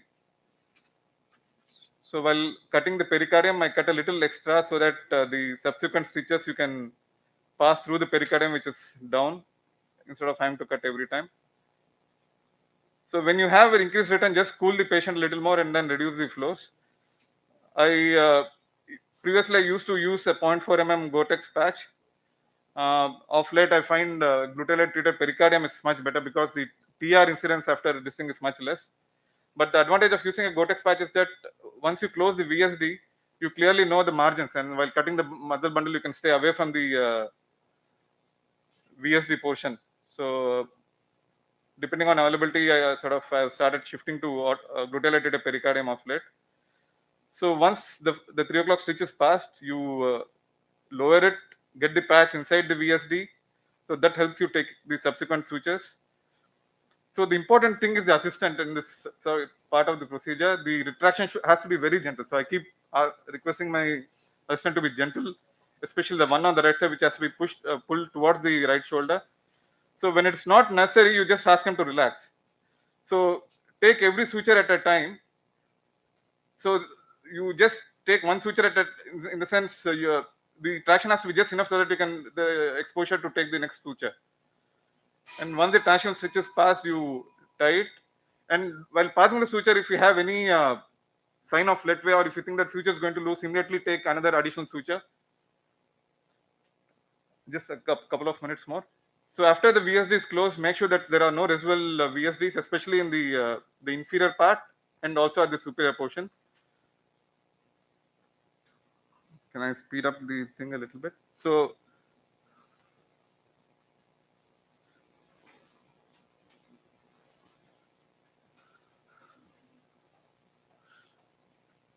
anyway, so some people divide the muscle RVOT first. I close the VSD first, but it's personal preference. So after the VSD is done, any area of doubt you reinforce, you will never regret reinforcing the VSD margin. And so after that, you focus on the RVOT, put a traction switcher on infundibulum, pull it down. So here what I'm going to emphasize is delamination of the leaflet. So once you delaminate the leaflet, you can avoid a lot of taps. So once you master this technique, 80% of the tap can be avoided. Use a number 15 blade or sharp pots to separate the leaflet off from the sinus wall. So if you do this carefully, you can increase the size of the agar which you can pass by almost three or four times. So once this is delaminated from the wall, you You can either use a 15 blade, a fresh 15 blade, or a pots to do this procedure. And once you cut it, you will have a reasonably competent valve and a preserved annulus. This valve is not going to be 100% competent, but at the end of the day, I think preserving annulus is important. So then you make a small incision in the infundibulum, and then loop and cut all the muzzle bundles. I think it's better to loop and then cut rather than cut finally, which can end up creating a VSD. So the end point is that when we are cutting from here, you should be able to see the VSD patch or the tricuspid valve apparatus. So you'd realize that once I divide this muzzle bundle, which is the parrot, and as Dr. Benedict said in the morning, it's important to identify the moderator band. I pass a silk suture through the moderator band so that I identified during this process. So now I can see the VSD patch. It's able to allow a HEGAR. But so while closing the RVOT, use a rectangular piece of pericardium. I use unfixed pericardium for this purpose. See, now you can see there's a circumferential fibrotic area in the upper portion of the VSD. So this is going to create trouble. The important thing you have to realize is that anything which is fibrotic and circumferential is not going to expand as the heart is beating. So you need to divide it. As long as you don't have a circumferential ring which is going to constrict, the heart is going to adapt and it's going to grow with the beating of the heart. So here I am dividing the circumferential fibrotic band just below the valve, making sure that I don't injure the base of the valve leaflet cusp. And after that is done, I close the incision on the RVOT using a wider patch. Then it has to be more wide so that the infundibulum is more roomy. And when you have a lot of fibrosis on the conus, you can just incise it so that it's not going to constrict and reduce the flows. So here I'm using a more wider patch to close the infundibular incision. So with this approach, 80 to 90% of the tetralogies can be managed with a supra and subalnar incision. Most of the children do well. You just need 5 mics of dobutam in the post-op period, and they can be extubated the same or the next day. So the important thing is that not to use two redundant patches because they can blow, bulge, and create problems. And another thing is that always check the tricuspid valve. You should leave the theater with a competent tricuspid valve. The pulmonary valve is not in your hands, but tricuspid valve you can definitely make as competent as possible. And if you think that the PFO is big, you reduce it a little bit, and then RA closure and vein off bypass.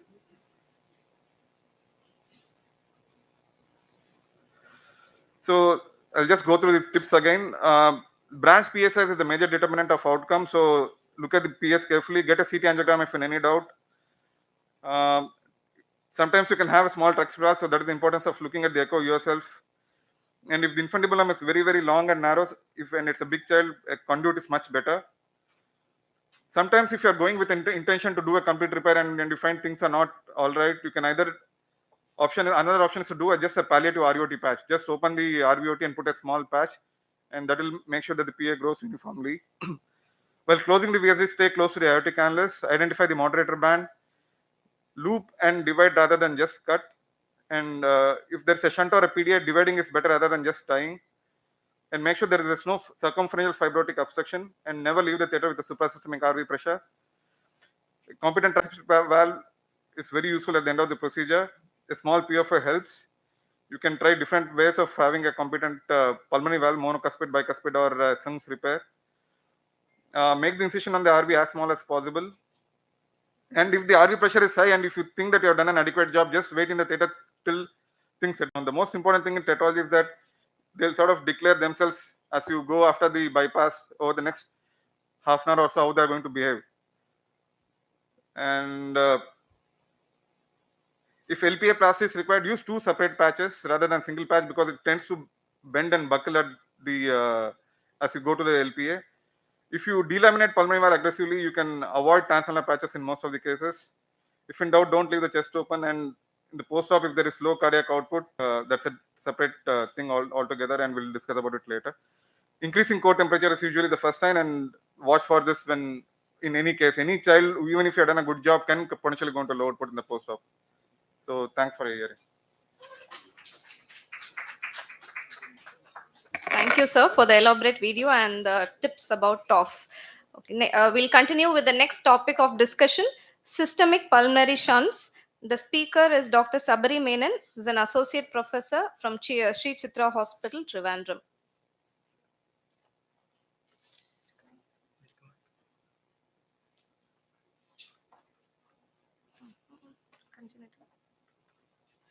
Third one.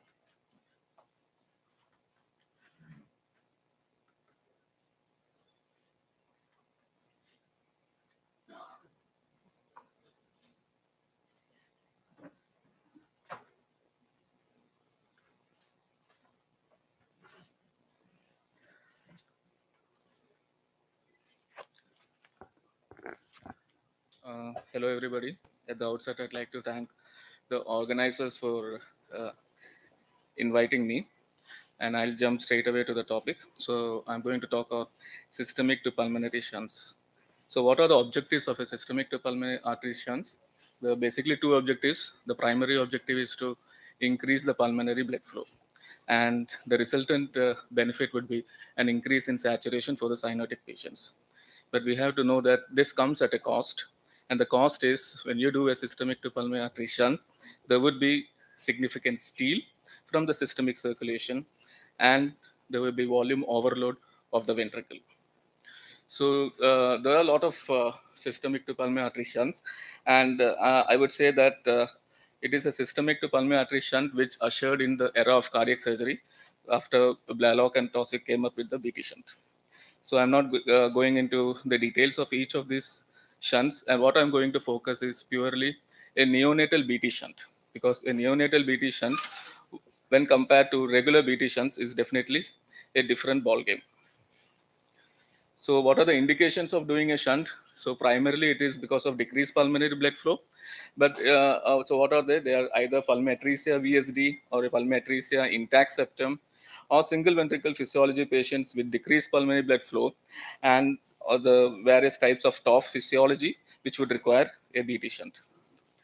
So there is the classical BT shunt, which is rarely done now. And so most of the BT shunts that we do, we call it as the modified BT shunt, which is nothing. We use a Gotex tube to connect between a systemic artery to the pulmonary artery.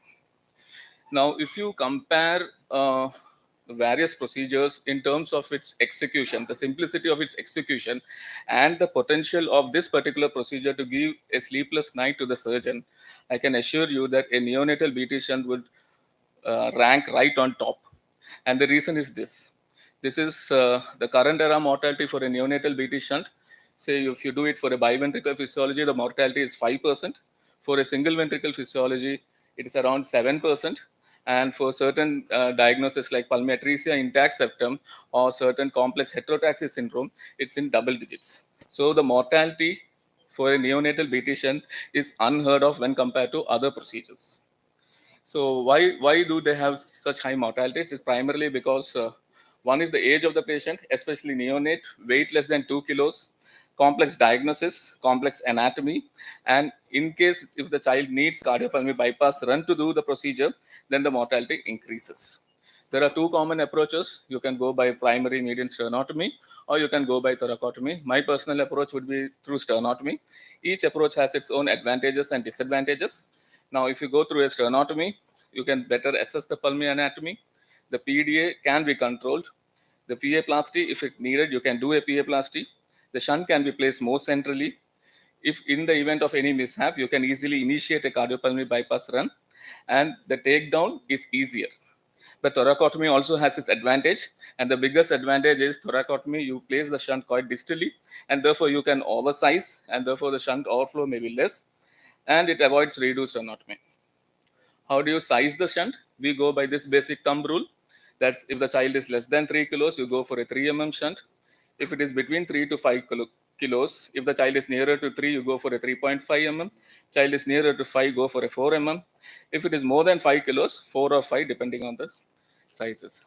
So if you look at this video, so that's like sort of a pulmonatresia subset. You have to dissect and the branch PAs. And here actually they have dissected the left PA, and they're also visualized the PDA. And See, where do you place the shunt? It's up to you. You can either place it onto the innominate. I usually prefer to place it much more distally into the subclavian artery, but it depends on the anatomy. And place a generous incision on the subclavian artery, and size the shunt, size the length. Beveling of the shunt is very important when you place it onto the subclavian or onto the innominate. This gives a very nice lie to the shunt. And the suture size in neonates, it's your personal choice. My suture size is, I use a 706 needle. I mean, like, it's an individual choice. But whatever it is, make sure that your bites are done properly, because hemostasis is very important, because especially in the, if you are doing the same procedure on a cardiopulmonary bypass run, because the Gore-Tex tube bleeds like anything post bypass run. So once you do the proximal anastomosis, then first make sure that you remove your clamp and check the flow in the shunt. And after that, you can think about your distal anastomosis onto the PA. Before doing the distal anastomosis, we usually do a trial clamp to make sure that the child remains stable once you clamp the right pulmonary artery, if you are doing a right-sided modified BT shunt. And if the child is stable, you can proceed with the distal anastomosis. Most important thing is the sizing of the shunt in terms of its length, because if your length is more than what is actually required, once you release the clamps, the shunt can actually sort of protrude into the PA, and this can impede your shunt flows. And this is probably one of the most common cause for a shunt thrombosis in the postoperative period. I prefer to keep the shunt at least 2 to 3 millimeters short, so that once you do the anastomosis, the shunt lie is perfect. So for the distal anastomosis, my suture choice is 7 or 8 needle, but again, it can be of individual preference. Once you do the finish the anastomosis, you can DR the shunt properly, and then you can release the clamp. So I mean, that's how. So that is why I said execution of this procedure is very simple. It's not a big deal, but the big deal comes in managing these patients in the postoperative period, because the mortality in the neonatal BT shunt is pretty high in the best centers and in the best hands. Then comes the question of, especially in pulmonary atresia situation, what to do with the PDA, whether to tackle the PDA or not. Again, it's an individual call. You can make it, you can take the call based on your PA sizes. You can assess the saturation, the hemodynamics and all. Usually, in most of the cases, I do ligate the PDA, but sometimes, occasionally, when you have this issue with the judgment call, I use a Yasagil clip, just clip the PDA and then reassess the patient. And if I mean, like, if the patient is okay, or if I feel that this patient would need an adequate excess QP, excess pulmonary blood flow, I may leave the PDA open. Otherwise, I just close it. So that's with respect to how to do it. So these are the tips and tricks. You assess the anatomy properly, dissect the subclavian well, size the shunt properly, keep the length short on the PA side, tackle the PDA after the shunt flow is established. Most important thing in a neonatal shunt is how to balance the circulation. It is not at all an easy job, and that is why the patient has significant mortality. All desaturation, we have to remember, all desaturation for following a neonatal shunt is not shunt thrombosis. You can have shunt overflow, at the same time you can have the patient desaturating. Make sure that you maintain your diastolic pressures to more than 25 millimeters in neonates. You have to adequately fill these patients. You need to know that these patients have low QP.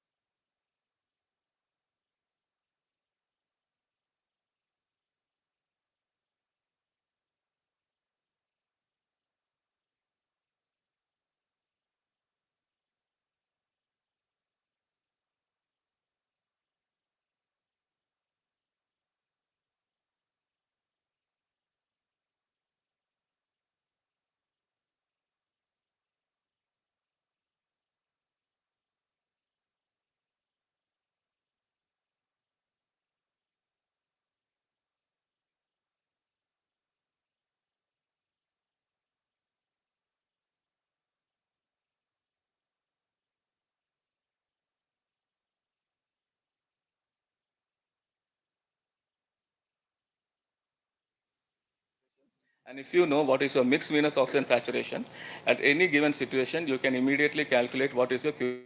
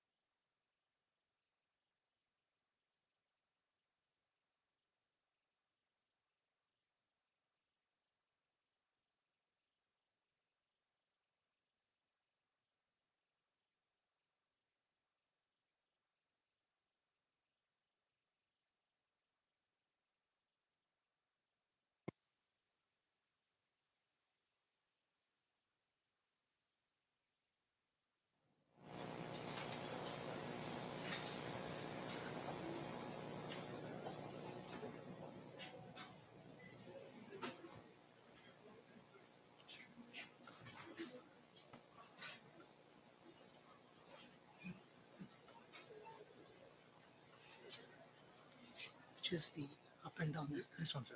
Or next slide. Okay. Thank you, and good afternoon to all of you.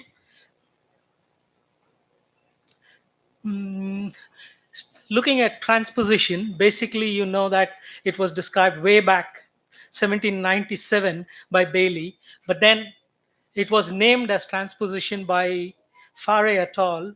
Transponere from French means place it across the septum. Actually, the treatment started with Blalock-Henlon septectomy, and then it went through a lot of other issues. Finally, the gold standard has been reached by Jatin in 1973 when he introduced the arterial switch. So you have simple TGA and a complex TGA. Simple TGA is anywhere where there is VA discordance with intact ventricular septum, either a PFO or a PDA serves as the point of mixing. Whereas anything additional to that is a complex TGA and is beyond the scope of talk today. Usually the TGA comprises one of the 5 T's which present with birth cyanosis, which means it is discovered in the labor room, probably even earlier. Closure of the ductus leads to poor mixing, and if the ASD is good sized, delayed presentation may be possible. As you can see in the X-ray over here, egg on side appearance is typical of a transposition. ECG is not really very greatly remarkable. Echo is the mainstay for diagnosis of transposition of great arteries, and the points that you really need to look for is the aorta and the pulmonary artery being anteroposterior related. The left ventricle should not be banana shaped and should have adequate wall thickness, especially the posterior wall. And in addition to that, you need to look at the coronary anatomy. If you see this last one which is playing now, you see that the LV has almost flattened out into a banana shape, and this is not. A little bit about the coronary anatomy in transposition, because this is the bone which decides on the outcome of your patient. All of you are familiar with the Leiden Convention, which was brought in by Quejibior et al., where he stood in the non-coronary sinus, looked at the pulmonary artery. The one which is on your right-hand side is the right sinus 1, and the one which is on your left-hand side is the sinus 2. You look at which coronaries originate from these particular things. Recently, they have come out with a second modification of this, where it can be actually applicable to not only transposition, to even other things, and this is the paper which talks about it. So basically what you need to look at is, you need to look at the sinus of origin, You need to look at the orifices, whether it is single or multiple. You need to also classify the orifices, how close they are to the commissures. You also need to look at if there is any intramural segment. And then after that, you need to look at the course of the coronary arteries externally, which means they can be anterior looping or they can be posterior looping. All of these are important decision factors when you're looking at correction. So usually a transposition patient presents in fetal life with a fetal diagnosis. Please do understand, many countries it is a indication for termination, but I feel very strongly that it is definitely not an indication. What you need to do is follow up very frequently. Delivery should occur in a tertiary care center. If the cyanosis is discovered immediately after birth, please rule out other causes of respiratory blood and asphyxia, and then after that do a complete investigation with an echocardiography, and then refer for surgery. If PDA closes and there is immediate worsening of neonate, prostaglandin infusion is a must and shift to a tertiary care center. However, very often the duct remains open and early presentation, please refer to a center which is capable of doing it. At the periphery, as I told you, if the child is life threatening cyanosis, then probably the best is prostaglandin infusion and shift immediately. Otherwise, you could also consider balloon atrial septostomy and then refer for surgery at a little bit of leisure. At surgery, you have two options. Either you could go for a arterial switch, which is the gold standard. I will come to it. Or you could go for a Senning procedure. The Senning procedure is usually reserved for late presenting transposition. Now, in Senning procedure, basically the atrial tissue is issued, and I have taken these diagrams from Kirkland's textbook of surgery. Therefore, it should be easily understandable, and I would not go into the details of this particular thing, except to say that the intraatrial septum is excised, posteriorly displaced to cover the pulmonary veins. The Waterston groove is developed and is incised to open the pulmonary venous return into the tricuspid valve, and the atrial tissue is rearranged as shown in this diagram to complete the systemic and the pulmonary venous pathways. We could discuss this in greater detail, but lack of time, I'm going down to the next procedure, which is mustard procedure. Here, use a U-shaped patch. The principle remains the same. Divert the um, divert the pulmonary veins to the. Could I have a few more minutes, please? Okay. Um, so I think I will skip this and then go down to the arterial switch procedure. Basically, this is how an transposition looks. You see the anteroposterior related great arteries, and then standard cardiopulmonary bypass, cannulate a little bit higher, transect the aorta completely, and then after that, inspect the coronary arteries. Then the next step is buttoning out the coronary artery, which is as shown in the last slide over there.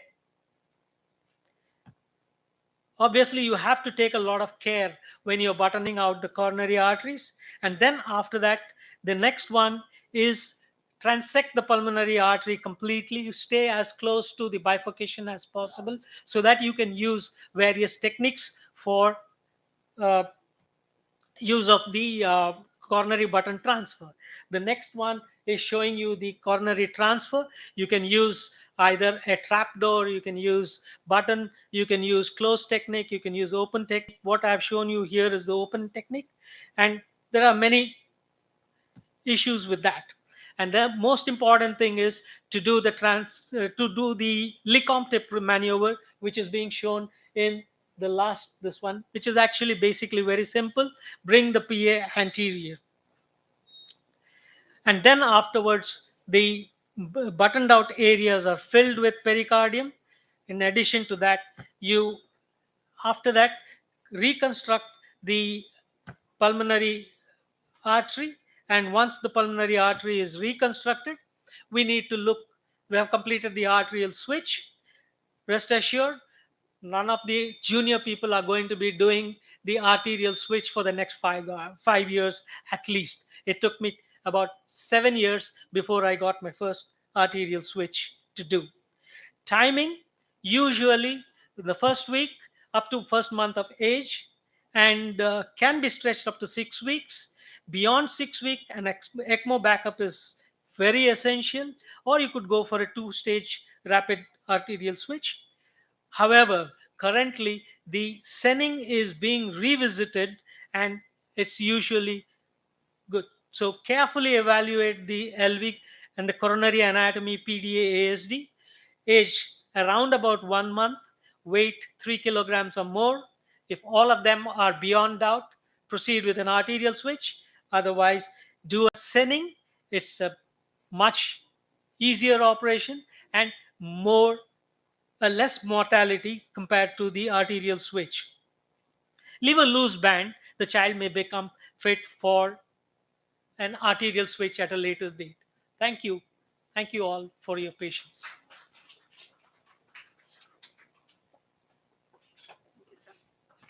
Thank you, sir, for your all inclusive description about TGA. Now, I request our moderator for this session, Dr. Benedict Raj, consultant pediatric cardiac surgeon, and all the panelists to continue with the discussion for this topic.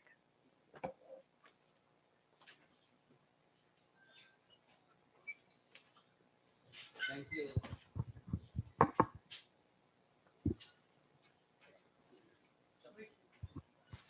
Thank you, Chennai Hospitals and team for hosting all. This is the second time I'm coming, and it is great as usual. So, pediatric cardiac surgery has got so much of variety, and you would have seen what the speakers said. So, Dr. Jaykaran and team, all of you here, all of us have got our own experiences. So, I would like to know what you thought about the tetralogy, the BT shunt, and TGA. Hello, sir. Let me ask a few questions to Dr. Ganapathy on tetralogy, sir. You were talking about avoiding TAP. So, for the benefit of the postgraduates, what do you take into account for a supraannular, subannular? You go by Z-score, the great artery ratio, or eyeballing. Which would you prefer, or a compendium of all? The thing is, if it allows a reasonable size agar to pass through adequately, so that is the criteria. But you will have an idea when you open whether the annulus looks adequate or not, whether there is you have done a perfect job, no more, whether the valve is all right, no more constricting fibrous bands around. Then you are able to see the tricuspid valve from the infundibulary incision and the pulmonary valve from when you look from the RA above, you should be able to see the pulmonary valve and the RVOT. So in spite of all this, you can still have a little high gradient, but at that time only patience initially, and depending on how the course is, then you may have to change your plan accordingly. So it's not RV pressure. The ideal thing is if it is less than systemic, around 30 gradient, I think is ideal at the end of the procedure. Contrary to what was thought before that there should be no gradient across the RVOT, I think having a little gradient helps to maintain the RV little thickness so that even if there is a regurgitation, it doesn't dilate and become dysfunctional in the long run. So, in your opinion, cath before tetralogy correction? I think more than cath, the CT angio is what I would ask for, because I have seen big collaterals being missed during cath because they don't know where to hook. So a CT angio definitely gets a roadmap, and if there is it's a big collateral, I think it's better to sort of plug them preoperatively. So CT angio in case of doubt, not cath. Thank you, sir. Hello. As the VSD topic was not presented, I would ask moderator to, for the benefit of the postgraduates, the patch either pericardium or 0.6 or 0.4 and the suture, depending on the weight of the baby, it will be benefit for them. Thank you, Jay. Unfortunately, our good friend Perisami could not come. So I do have a long video on VSDs. I didn't want to show it for the benefit of time. And because you asked me, For very small babies less than 3 kilos, I use 6 or 9 mm. The needle is just small enough to enter through a 10 mm tricuspid annulus and do the VSD closure. And we use gluteal treated pericardium because easy to handle. The thinner the needle, thinner the suture, the less chance of injury to the bundle of his. And all your sutures are going to be 2/3 the depth of the ventricular septum and not more than that, because the bundle runs on the ventricular surface. For patients who are bigger, up to maybe 10, 12, 14 kilos, you can use a 5/11, which Colin John has made me very comfortable. Sentinel and Ethicon, they have a 5/11 half circle, the 3/8 circle needle that is very ideal for the situation. Beyond that, a 5/13 mm needle is very comfortable because the annulus is big. The 13 mm needle goes in and out very easily. Take more bites, thinner bites. Don't the thickness or the depth of the needle should not be seen through the septum. This is what Dr. Rajesh Sharma taught me. And you don't need to tighten the thing to put the patch down. Once a child is more than 3 kgs, we use only Dacron Sauvage patches. And because PTFE is a little too stiff, and PTFE does not get uh, and tissue does not grow into PTFE, because if a suture gives way, because we use continuous sutures, unlike what Ganapati showed, the continuous sutures, if one cuts through, the patch gets loose. So when you use a Dacron patch, it gets stuck to the tissues very well. PTFE does not get stuck. So that is the reason why we stopped using PTFE from Narayana, and I've never gone back to PTFE. What is the next one? That's okay. And regarding the needle, either 3/8 is better or half is better, half circle. Half circle is useful in the subpulmonic VSD because the maneuvering space is less. You can take chunky bites because there's no bundle over there. The perimembranous area where you want to avoid the bundle, I feel that a 3/8 needle will be better. Thank you. Merrill has come out with a 7 half circle needle, so that can be useful for neonates and for autistic. I have used, sir? It's called KC, is it? Okay, I'm not. I've used 7.0 only for tetralogy VSDs, where you have such little space under the pulmonary artery to go in and that too. Would you do it after taking the buttons or before taking the buttons, sir, Dr. Jagannath? Which one? VSD in a tetralogy, in a artery TGA, when closing the VSD, do you do it before you remove the buttons or after you remove the buttons? Generally, I do it after the, I close the VSD after the buttoning and the switch is complete. Okay. Because then you can cool the patient down to around 25 or so. And so that time you're using. You use that time to close the VSD. Close the VSD. Okay. You might require some brief periods of low flows to ensure that everything sits in. Okay. So what type of cardioplegia would you use for a TGA, sir? Oh, without a doubt, Del Nido. Okay. So when you're thinking your surgery is going to be a little longer, go for Del Nido, no harm. And when you're coming off bypass, how long would you support, sir? I don't think there is any fixed period where you have to support. Basically, the rule of the thumb is at least 1/3 of the cross clamp time you should support.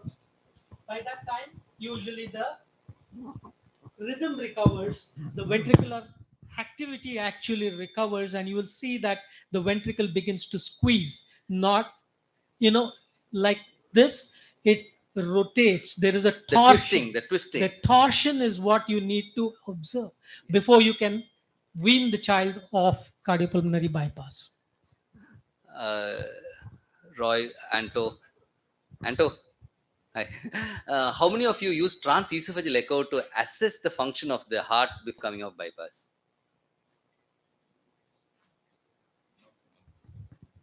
I wish we had the luxury of that. Unfortunately, we had a probe. When I was operating in Parumala, we had a very good lady who had worked in Amrita, and she used SS, and that was a big help, no doubt.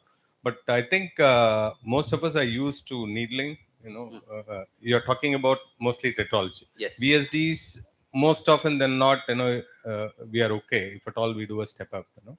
And it is a luxury which I have not been used to much here, but we have used epicardial echoes once in a while. Yes. Transesophageal echoes, if we do have it for assessment of RVOT and the VSD in a tetralogy, would be ideal. Yeah. Great. So he said something about epicardial. You guys know what's epicardial?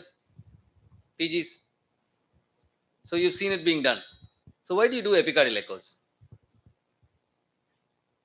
Why not transesophageal echo? Let's say I give you a probe. Sir has just done a TGA. Repair has come out great. But before coming off bypass, he wants to check the ventricular function. I give you a transesophageal echo probe. Why not do it?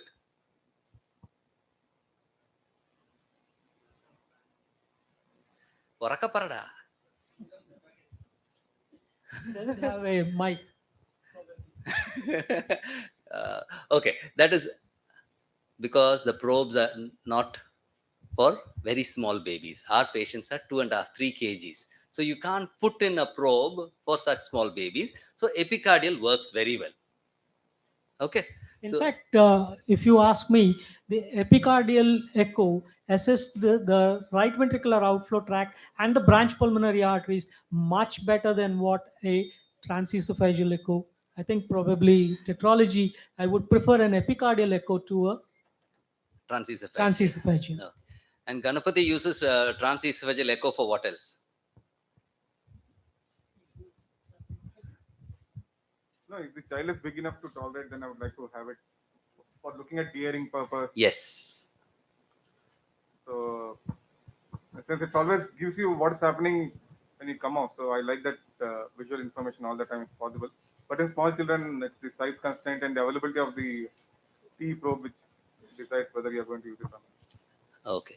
So he mentioned one more point, that is de-airing. So transesophageal echo, because who wants a child whose upper story is not good? Okay. So de-airing is one of the most important steps in cardiac surgery, especially when you are leaving a residual shunt. For example, you're doing a 1.5 palliation. You're not able to do a complete correction. You've done a BT shunt on pump, or you've done an atrial septectomy. You need to make sure that the heart has been de-aired. A transesophageal echo helps in that also. Yes, Jay. Your idea about the warm cardioplegia post warm hot shot. Hot shot, yeah. For all cases or for only for Delido? How many of you use hot shot? Okay. All cases. Okay.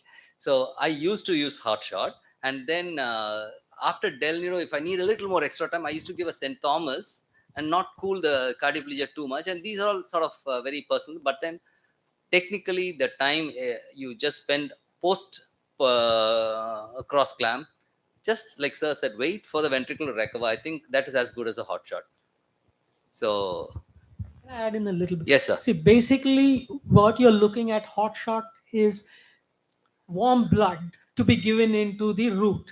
I would prefer to give it when you have a large aortic cannula or your aortic cannula is obstructed, so that the coronary perfusion is not adequate even after you release the cross clamp. Yes. And that is very evident when you see the ECG. There will be ST. ischemic changes, ST changes.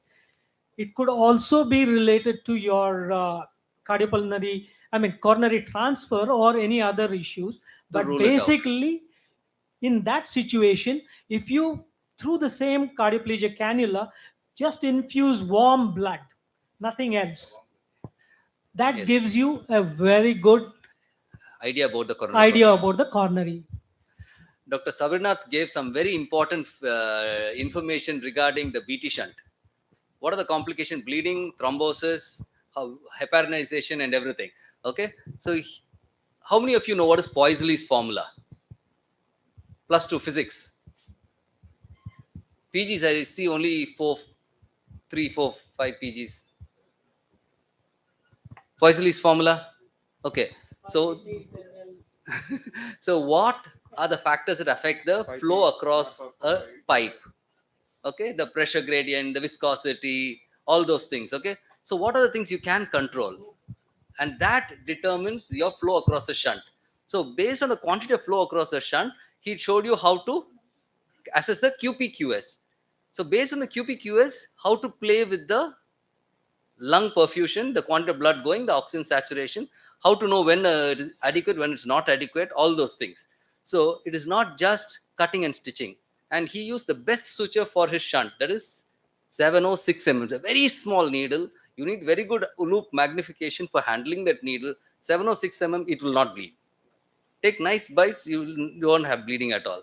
Once you get better, you can move on to a 6 or 13 needle. So it just takes time for you to get your hands. Don't wait for bleeding. Fix it. I just Anything. had a question to Dr. Shabri.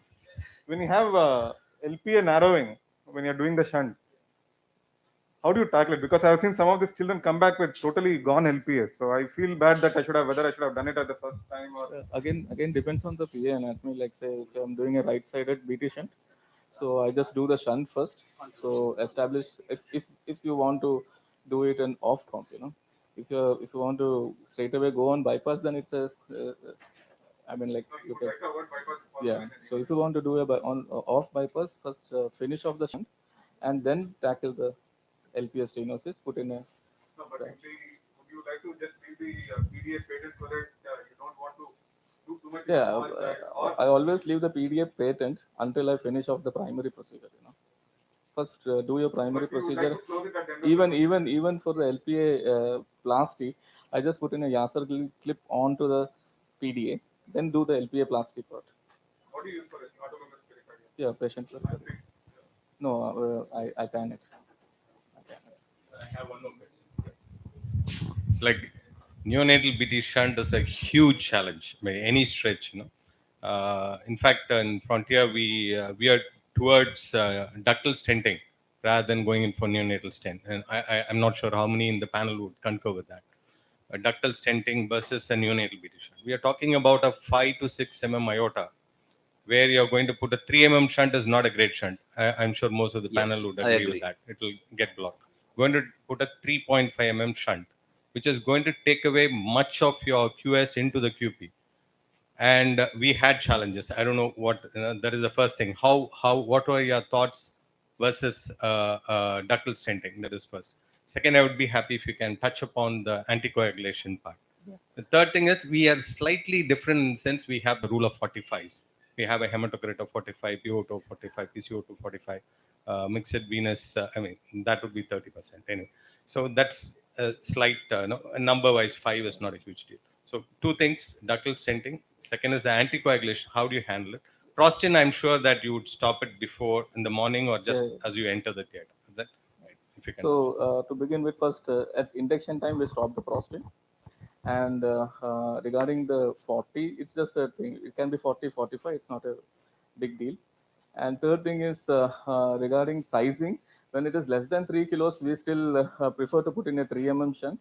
And only thing is that you need close monitoring of these patients. You need to follow up closely, and you can take up for the next stage in the due time. So if you are following them, and we put dual antiplatelets and all, so the risk of any shunt thrombosis in 3 is not that much as we presume it would be if you are following up the patient closely. Now, with respect to the stenting, with respect to the stenting and all, our unit is also highly aggressive with respect to stenting. So, but then there is a bias, and the bias is what? See, most of the PDA stents are for pretty straightforward anatomy, and therefore, because the unit is aggressive with respect to PDA stenting, the BT stent patients are patients who have definitely much more complex anatomy. They will be having these sort of challenges like LPS stenosis or poor anatomy and all. So it's a we have this common meet where the cardiologist and we decide whether this patient should go for a PDA stenting or should come for a BT shunt. So based on that, patients get divided, and therefore because of that, we have realized that patients who come for neonatal BT shunt are slightly more challenging than and with a poorer anatomy than those patients who go for a PDA stenting. But having said that, if the anatomy is pretty straightforward, and if the cardiologists are willing to go for a PDA stent, we also say go for a PDA stent. So it was great discussion. And The second yes, part sir. of the question, anticoagulation. Yeah. Peri-op anticoagulation. Yeah. Okay. Yeah. So we give heparin at 1 mg per kg. Okay. And we don't reverse it post shunt. We don't reverse it. And then in the ICU, we start heparin infusion. We are very aggressive with respect to heparin infusion if we have kept the PDA open. Because when competitive flows establish, it is the shunt which is more likely to thrombus when compared to the PDA. So we are very aggressive with respect to anticoagulation. And if due to whatever reason we had to go on bypass, and we had to do the shunt on bypass. Even when we are done on bypass, we actually reverse it. Maybe we give a 25%, then we step up to 50% of protamine, and many a times we stop at that. We don't completely reverse the heparin. You mentioned dual Yes. dual antiplatelets post-operatively, right? So aspirin, clopidogrel. So when you go on pump for emergency, would you consider a palliative RVOT patch, making things simpler? And Yeah, again depends on the anatomy. So again depends on anatomy. Sometimes it's pulmonary atresia where we feel that that MPA is a good size, and therefore you think that it is either a purely valvar type of atresia or maybe just a thick septum. We have done a small transandler patch. And there have been a couple of cases where we have taken up the patient for neonatal BT shunt, but we have ended up converting it into a neonatal ICR also. Great. So, yes. One last question for Yes. PGs regarding the subpulmonic VSDs. Yes. For them, Hmm. is it mandatory you open the pulmonary artery for all subpulmonary VSDs, or it's manageable through RA approach, or any subset of subpulmonary VSD we have to open the PA? The heart becomes stiffer as the patient grows older. So it is impossible to rotate and look at a subpulmonic VSD in an older child or an adult. So if it is a newborn, a young child with a large subpulmonic VSD, you can't see it through the tricuspid valve. You can do it. But why do you want to trouble yourself? Do it through a pulmonary artery. Once you come to a stage where you can do all these things, try it. No issues. And you can see how academic all the pediatric cardiac surgeons are. Okay, so we'll continue discussing if you want to during the lunchtime. The one controversy I want to raise now is RVOT stenting for tetralogies. And anybody wants to say something? We'll close with that. Okay, Ganapati. so you can try RVOT if the branch PAs are small and expandable is long and narrow. But while going one point I would like to highlight is that don't try to extract the stent in total. You can end up pulling out the aortic valve. So leave the posterior wall as such, and you can cut and. Okay, so cardiols are as usual very aggressive, and the best combination aggressive cardiols, passive surgeon, things go well. Okay, thank you. Great. Thank you so much, sir. We'll continue with our fifth session. I know all your stomach must be signaling now that it's 1 p.m. So please bear with us. We just have 3 more topics to discuss, and it's the most important topic too. And for this Edward session, I request Dr. Chandrabanu Parija, consultant Kalinga Hospital, Bhubaneswar, to be the moderator. And I invite the panelists for this session, Dr. Sridhar Kale, Dr. Babu, Dr. Muthukumaran S. So the first topic in the session will be aortic dissection by Dr. Mohammed Idris from SIMS Hospital, Chennai.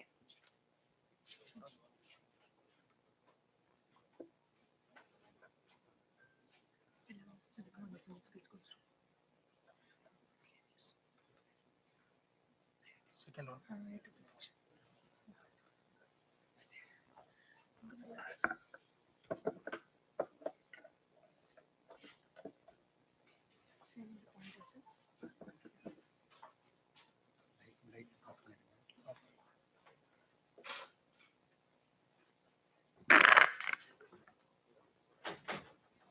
Good afternoon to one and all. I thank the organizers for giving me this opportunity, and it is an honor for me to stand in front of my teachers and deliver this talk.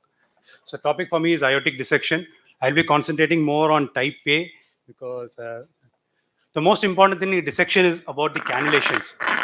Because most of these patients, more than 50-60% of these patients, are unstable when they come.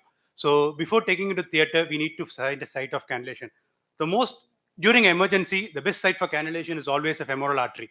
And if the patient is stable, then we can go in for an axillary cannulation. In our unit, we most commonly do, in stable patients, we go out with the axillary artery cannulations. Otherwise, it's always femoral artery for an emergency.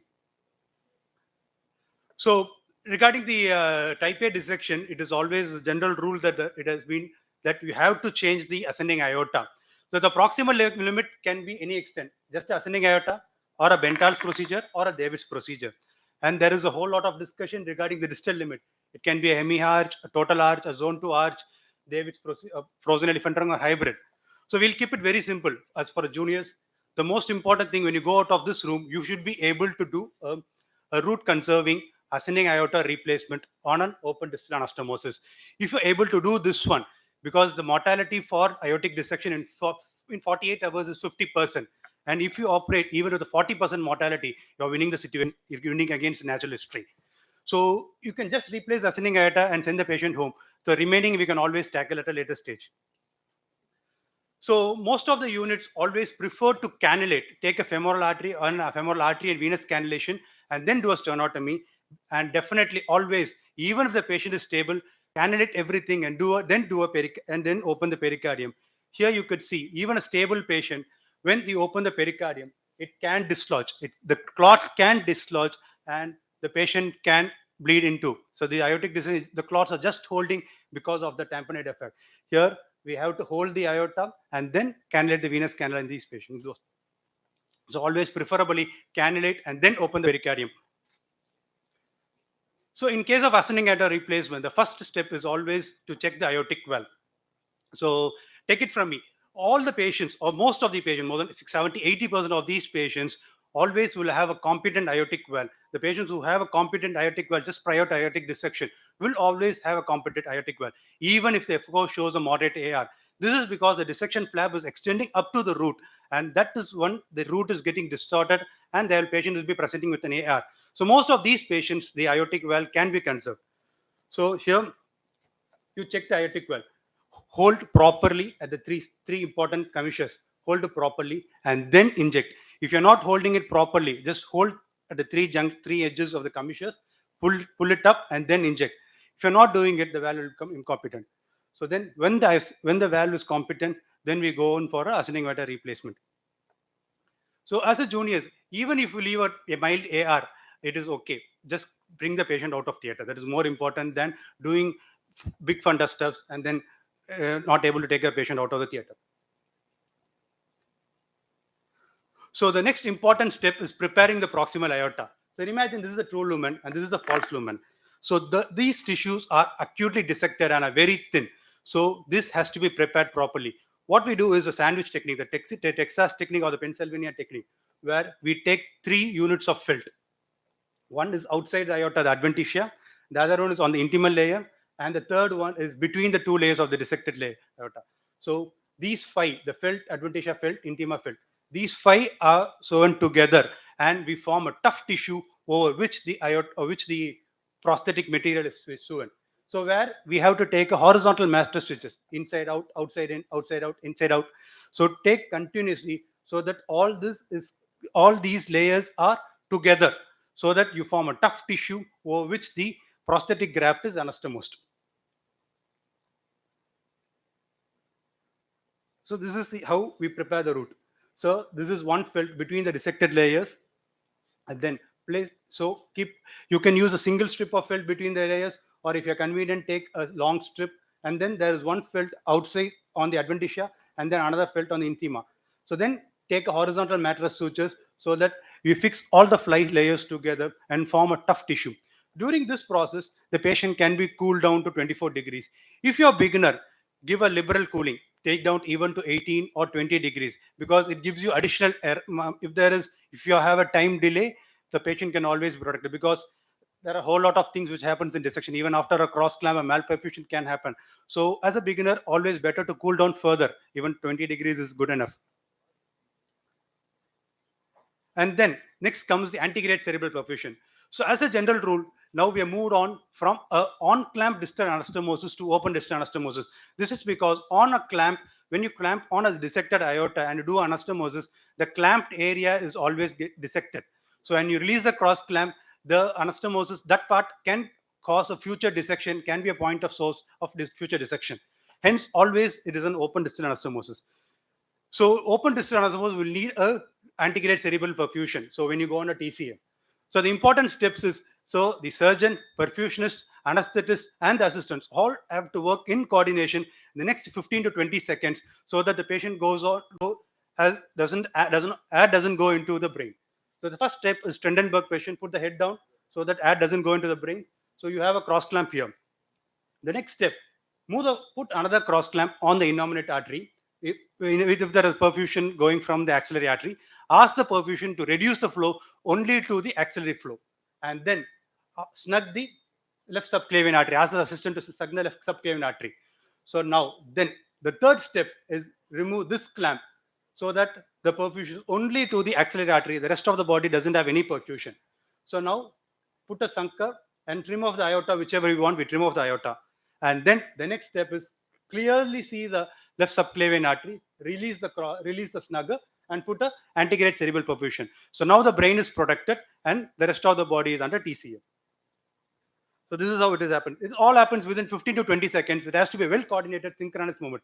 The clamp is placed here, the artery is snugged here, and then we release the cross clamp here.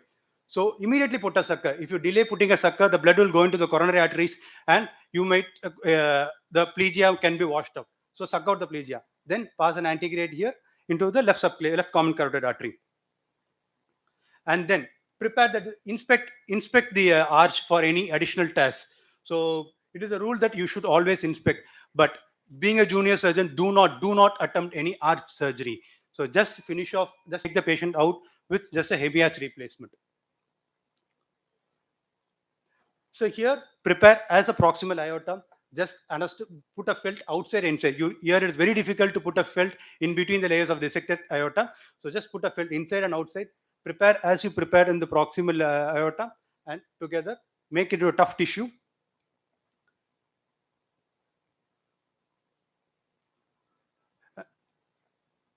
So once you prepare, then you can anastomosize the graft, slightly beveled, take a 28, or usually it will be a 28 graft, take a graft and then suture it accordingly. So once this graft is sutured, then the next step is DR this graft, allow the body, then come out of TCA and cross this graft and start the lower body perfusion. So once the lower body, as you rewarm, then you can do the proximal anastomosis similar way. This is the prepared proximal graft, proximal aorta, and then we can suture this graft into the aorta. So we are done with the ascending aorta replacement in this patient. And then in a usual way, DR the grafts, and then we can come out cardiopulmonary bypass. So want of time, I'm just stopping it because other steps are too complex. If this is for a Bentall's procedure, if there is if the coronary artery is dissected, and you can see there are two layers of the coronary arteries where you can just place a small bit of pericardium and then prepare this coronary artery before reimplanting into the Bentall's graft. So this is a way of preparing the coronary artery for a Bentall's procedure if you are doing a dissected aorta. So I will stop with this one, sir. Thank you for the opportunity. Thank you, sir, for this quick and simplified explanation. The next topic of discussion is about root replacement by Dr. Praveen Verma, who is a professor and HOD in Amrita Hospital, Kochi.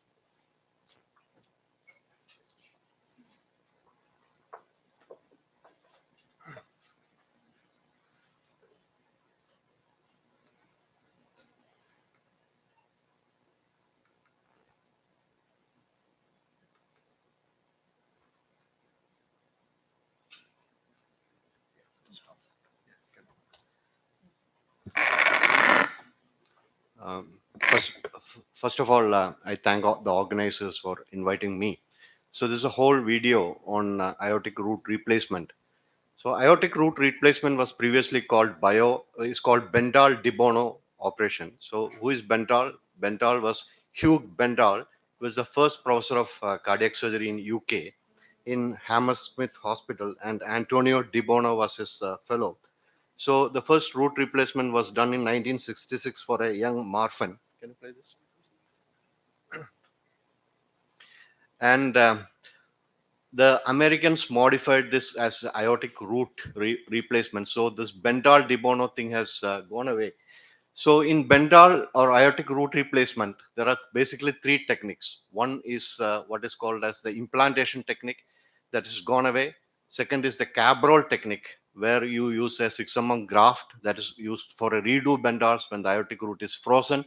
And the third is using a button technique.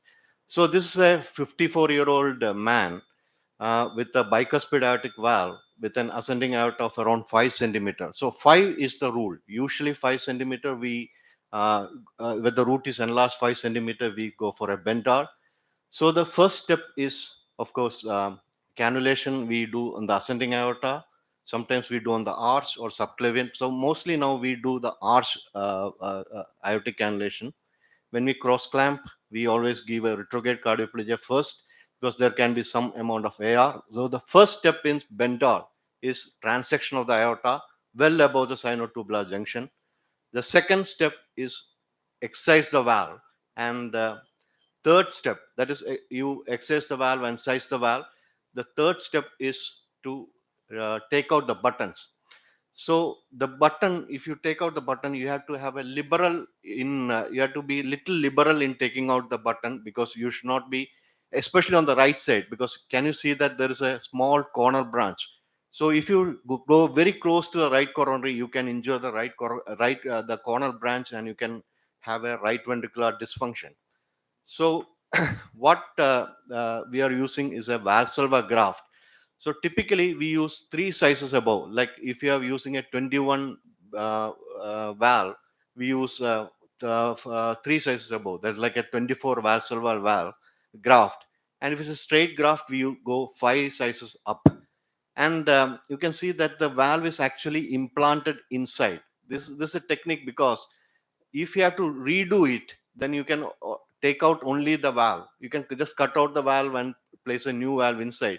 But if you implant the valve and at the lower end, you have to do a whole redo procedure. So this is like a valve sparing route where the valve is implanted inside the valsalva graft. So this is a 21 graft and a 20, I think it's a 24 valsalva graft. You can see that the valve is sutured inside. And then we go on TCA, because we found that the bicuspid aortic valve, when the entire aorta is dilated, if you clamp and then do a anastomosis, we have found that the distal part of the aorta enlarges over time.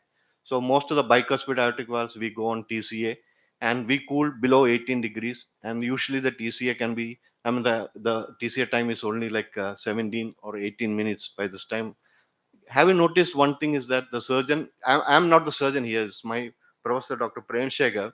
You can see that he's operating from the left side, because most of these surgeries are done by fellows. So he is so used to actually seeing the heart from the left side. So he always stands on the left side, even if he demonstrates. Can you see that he's actually standing on the left side, and his PA is standing on the right side. This video was taken in 2018 for the Amrita Heart Conclave when he visited Amrita. So that is how the training system in US, where more than 95% of the surgeries are done by residents or fellows. So that's how he does it. Okay, only for the mitral valve he comes here. Even for CABGs, he stands on the left side and does the anastomosis. So this is you can see that all the sutures are so meticulous. That is the key. He doesn't use any felt. We also don't use any felt for, except in dissection. We don't use any felt. And then you have to replace the cannula, and see this, you see the knot there. So that is very important when you put the cannula, and this snugger is actually snugged on that knot so that it doesn't slip away.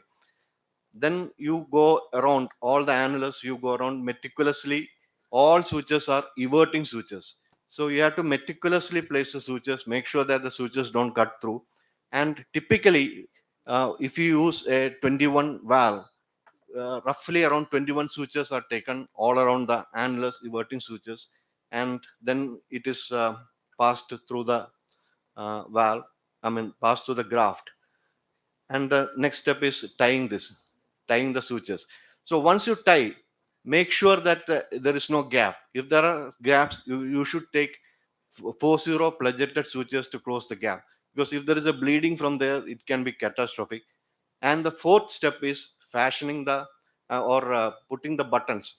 So for making the buttons, the trick is that you cut the lower part of the button transversely, and the orifice on the graft is also transverse, so you can match, so that there is no buckling of the tissue. If there is a buckling of the tissue, there can be bleeding from there. So lower part of the graft, that graft anastomosis, and this is the same it should be in the same size.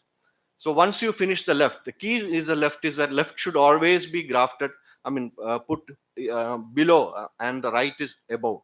So left is always lower and right is above. Can you see that he is trying to match match the lower part and this one. And the sutures we usually take 5-0. So previously we all used to use 3-0, 4-0 prolines, but now we understood that the if the size of the needles are smaller, the chance of bleeding is less. And these sutures are very meticulously taken. Can you see the corner branch there? There's a small corner branch there. So the whole procedure of our Bendal, BioBendal, the whole procedure takes around 150 to 170 minutes. And we use del nido cardioplegia and we repeat it every 60 minutes. Why we repeated 60 minutes is that we found that RV dysfunction is less because RV heats up because of this ambient temperature. The RV can heat up. So to protect the RV, we give cardioplegia every 60 minutes. And if we think that the procedure is going to finish in 20 minutes, in del nido cardioplegia, we don't add Silocard. The last dose is given with the lignocaine, so that within 10-15 minutes you can remove the clamp. And the last step is actually the graft-to-graft anastomosis. So this also uses 5-0-proline. I'm not shown the other this one, but you can use another layer of 6-0-proline inside the graft and outside, so that it doesn't bleed. And once the anastomosis, everything is over, you give protamine. You don't disturb the anastomosis at all. Once everything is done, you come off bypass, give protamine, and then look for any bleeding. If there is a bleeding, it's typically from the left coronary button, and then it's a catastrophe. So left coronary button implantation is very crucial in Bendal procedure. Thank you.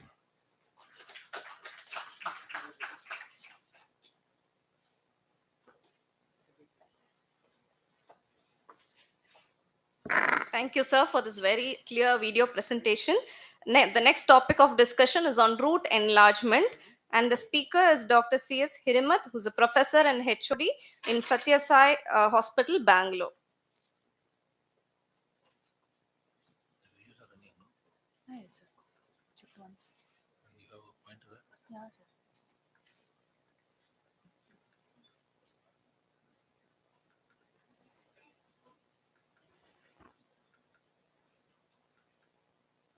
This one.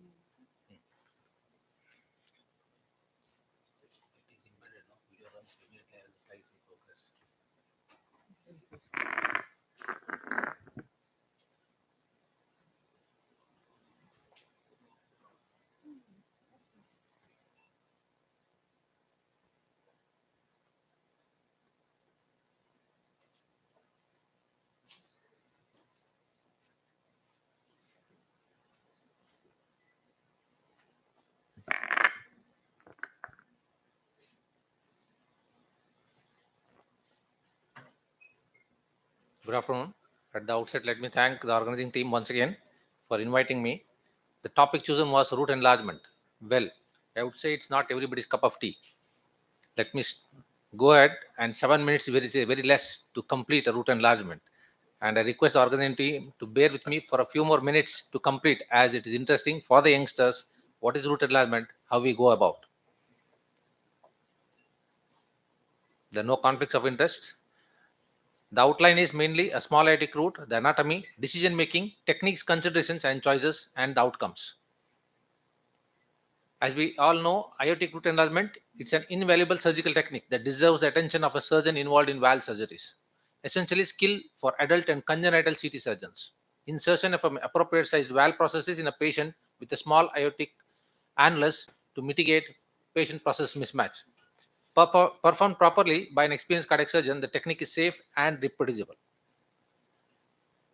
Now, what are the fundamentals? As we all know, we calculate the body surface area. As we all know, how do we calculate the body surface area? And based on the body surface area, each valve size has got its effective orifice area.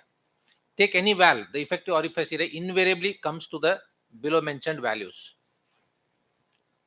And this is a chart of having the effective orifice areas of different valves, whether it's a bioprosthetic valve or a prosthetic valve. Now, the small aortic root, patient process mismatch, as we all know, was described by Dr. Rahimtullah, wherein he classification was mainly based on the stenosis at distant levels, that is obstruction to the LV outflow tract, stenosis at the ventricular aortic junction, Causative factors being about bringing about patient-process mismatch, size of the process inserted limited by small annulus, and reduction in the effective orifice area due to prior endothelialization and tissue ingrowth.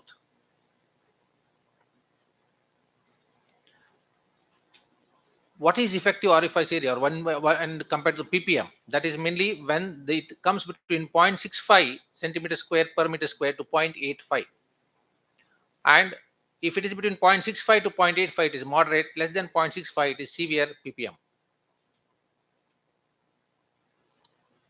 This is a chart where every resident and every cardiac surgeon should be familiar with. This is there described in Journal of Circulation, and it does imply to any valve, whether it is a Chitra valve, St. Jude's valve, any valve you take, and it for that body surface area, that valve size, anything comes into red, that means there is ppm.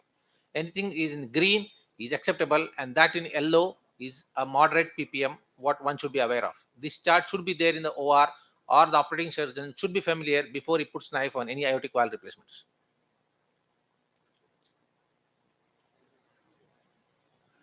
Now, decision making for root surgery has to be a sequential approach based on the processes and the LVOT.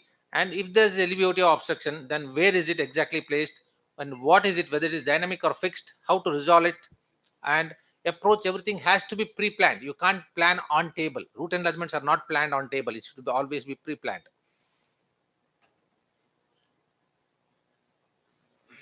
Other issues like associated valvular heart disease or coronary artery disease has to be addressed simultaneously, and judgment and supplementation with Kirkling's normogram has to be utilized. Never compromise on a small processes, because just because it is fitting in, do not compromise on small processes, because selecting an improper valve would amount to sending home a patient with an additional disease, that is patient process mismatch. This is a small example where I give is an aortic valve replacement in a 56-year-old male, and you cross clamp and replace the deceased valve with an adequate valve size, but unfortunately you end up having, in fact of putting a 25 valve for his body surface area, you have a gradient above 40. And should we accept it above 40, it comes under moderate or moderate to severe aortic stenosis. You take out a valve and go back again with aortic stenosis, which in the long term has its own consequences, which I will come to. Now, what you are supposed to do? This is a small flow chart wherein we need to have the effective orifice area measured and the reference effective orifice area based on my charts, as I mentioned, and we have to plan accordingly. And based on that, we take a call whether an aortic root enlargement is required or not. And suppose if you have failed to do so in the prior assessment, then definitely you have gone wrong in the assessment of the effective orifice area management, wherein we need to really go into and you expand the processes and re-implant different processes with the root enlargement. Now, as I mentioned, if you don't do root enlargement and you compromise with a small aortic root, what happens? There is less regression of the LVH, less recovery of coronary flow reserve, less regression of mitral insufficiency, less improvement in functional capacity and exercise capacity, increased incident of late cardiac events, increased incidence of bioprocesses, structural valve degenerations, negative impact on short and long-term survival, that is LV dysfunction, and the incidence of arrhythmogenicity is very high. This is a small example what I give when you fit a bigger tires in a small car or a small car fitting into a bigger tires. Reduce post-operative gradients across the rigid orifice, foresee demand overgrowth and supply, anticipate patient process mismatch, reduce afterload of LV hypertrophy to recess. This is a picture taken from Dr. Anderson. The aortic root, one has to be familiar with the anatomy of the aortic root before you put a knife on the aorta. It is a self-explanatory diagram. I won't waste time on this. And this is the conduction system. I think everybody is familiar where exactly the conduction system comes, and invariably we may have complete heart blocks in even aortic root enlargements. It's same, the incidence same as in a valve replacement. This is a diabetic picture which we have done, and one has to be familiar what comes under each coronary cusp. As you see here, as you go through the circles into the aorta, where exactly we need to cut, I'll come to those diagrams, but these are the structures underlying in the aorta as we go for aortic root enlargement. This anatomy has to be very clear before we go for a root enlargement, and there are various techniques of root enlargement. I'll come to it shortly. As I told, technique, this is a classification, and students who are exam going, this is a classification asked for 10 marks questions. Classification has to be perfect. and that is posterior approach, anterior approach, combined technique, alternative strategy. In posterior, we have Nix, Nuez, Manujian, Siebold, Boyang. Boyang is a new technique which I learned recently. It's described in the year 2021 March JTCVS by Boyang, and you will come to know what is it shortly. And the other approaches are the anterior approach, Kono-Rasan, and the Wu-He procedures, Ross-Kono, modified Kono. Combined techniques is Otake and myotomies, and alternative strategies when nothing works in redo root enlargements, redo root enlargements. These are the techniques which you follow. That is LV to descending thoracic aortic valve conduit, LV to ascending aortic valve conduit, or last is cardiac transplantation. Now, I think one is familiar with this. Nix, Nuez, Manujian, everybody is familiar. I won't be wasting much time on these procedures. It is mentioned in all the standard textbooks. One thing I would like to handle Nuez is between the NCC and the LCC up to the annulus, and similarly Manujian, you go into the midpoint of the AML. Now, even for many of the senior cardiac surgeons sitting over here, I think it is a newer technique which normally we do. Most of the times I end up doing a Manujian Siebold technique or combined Manujian with an anterior root enlargement, which I have been performing for the last 9 years plus. So this is a small video. The video is not playing.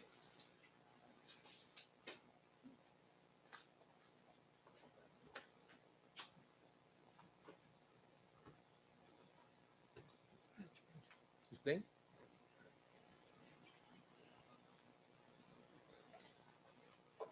You take a rectangular patch. Textbooks describe a diamond-shaped patch, but I always prefer a rectangular patch. And as you see, this is a Manujian Siebold technique. This is the midpoint of the AML where I have gone.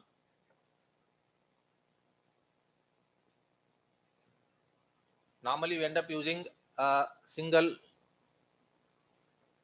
cardioplegia. Invariably, I used to use Del Nido for aortic stenosis. In fact, I burned my hands in one of the cases and I stopped using Del Nido for aortic stenosis in hypertrophic pelvis. I use St. Thomas, judiciously giving every 20 minutes. That's very important lesson wherein we had lost the case because the LV dysfunction was quite severe following using Del Nido. So I preferred St. Thomas every 20 minutes judiciously to be given. This is a root enlargement technique wherein I use an untreated pericardium, and that's a cut what we give. Sometimes this area is quite heavily calcified. We first debulk the calcium and then go quite low down and use a 5O number 11 black needle. This is suture we use. I do it in 2 layers, and the lower end is the most dangerous part wherein this is not approachable at all. This has to be meticulous 1 millimeter bites. You fail here, once you release the clamp, and if it is bleeding here, if you retract the aorta and check for bleeding, it just tears off. So you have to cross clamp again, explant the valve and check for the bleeding, reimplant the valve, which is very painful procedure. So it's only one-time surgery you venture into. I was using TTK Chitra valves for most of the cases, and even St. Jude's. These are common, only 2 valves what I've been using. In one case, I used the bioprosthetic valve, that is the Merrill Daffodil valve, the first make in India bioprosthetic valve, which I've used for root enlargement also. And one more important thing is this: in root enlargements, the valve does not sit horizontal. It sits at a degree of around 30 degrees, sometimes 45 degrees tilt. And that's one thing, person who sees it really gets scared for the first time, how a valve gets seated at 30 degrees or 45 degrees. Only around 40 to 50%, or I would say sometimes 60% of the valve seats in the normal horizontal plane. Remaining 40 to 50% in a new annulus what I create, and most of the time the suture go outside the annulus. That is outside the pericardial patch, sutures go across it. The transition between the aortic annulus and the pericardial patch is very important, wherein those are areas which commonly bleed. Coming to the latest procedure, this is a learning from me. When I was preparing these slides, I came to know about this technique, that is Bo-Yang procedure, described in JTCVS in the edition of March 2021. Now, what is Bo-Yang procedure? Bo-Yang, the incision is same as Manujian. Only thing what he has done is he also uses rectangular patch, but the cut what he does between the into the Manujian, that is same as Manujian, as he extends into the aortomitral curtain, he makes it a Y. He just goes across the LCC and across the NCC, and that he increases only by 2 sizes. And I do not know, sometimes I end up increasing size by up to four sizes of the valve. When sometimes I have in anterior and posterior enlargement, from 14 annulus have gone up to around 27 annulus also. So these are the cases which I'll just come to those cases. See, as I mentioned, the Boyang procedure, this is a new thing which normally I want to bring to the notice of the young surgeons also. Value suture into the new annulus in the patch areas by metal sutures only. That is the direction of the, I may take few more minutes, please. This is the direction of the suture line, the incision, how it goes without causing MR. You go more deeper, it causes MR. Then we end up replacing the other valve also. And anterior root enlargement, I think all these things everybody knows. OA procedure is one thing which many of them don't focus on or don't know. So OA procedure is an incision between the left coronary cusp and the right coronary cusp, in the commissures. Is exactly opposite to the newest procedure what we do. And I think Konurasan and all are given in standard textbooks. And I think everybody is aware of that. Normally we do it in children where we require a prosthetic valve also. And as we all know, the incision goes into to the right of the right coronary cusp into the interventricular septum, and we end up enlarging the interventricular septum and also putting an additional right ventricular outflow tract patch. Either we can put a patch or we can use a RVT conduit, homograft, or a Gore-Tex conduit can be done. Gore-Tex valve conduit, that's what normally we use. And Roscono is wherein you use a pulmonary valve and replace into the aortic valve, and pulmonary valve is been replaced by a homograft or a Gore-Tex conduit. That's the Roscono procedure. And because of lack of time, let me go ahead with this. These are all coming under antirotant. OA, as I mentioned, is an incision between the LCC and the RCC. One disadvantage of OA procedure is sometimes you end up injuring the left main coronary artery, which takes turn from the left coronary ostium and it moves into the by bifurcating into left circumflex and the LED. So one has to be aware of that. The other techniques, when all these techniques fail, you can do combined anterior and posterior root enlargement. I had happened to do only one case till date, anterior and posterior root enlargement. And sometimes you end up doing a double valve replacement with the root enlargement also. That also only one case has been done till that.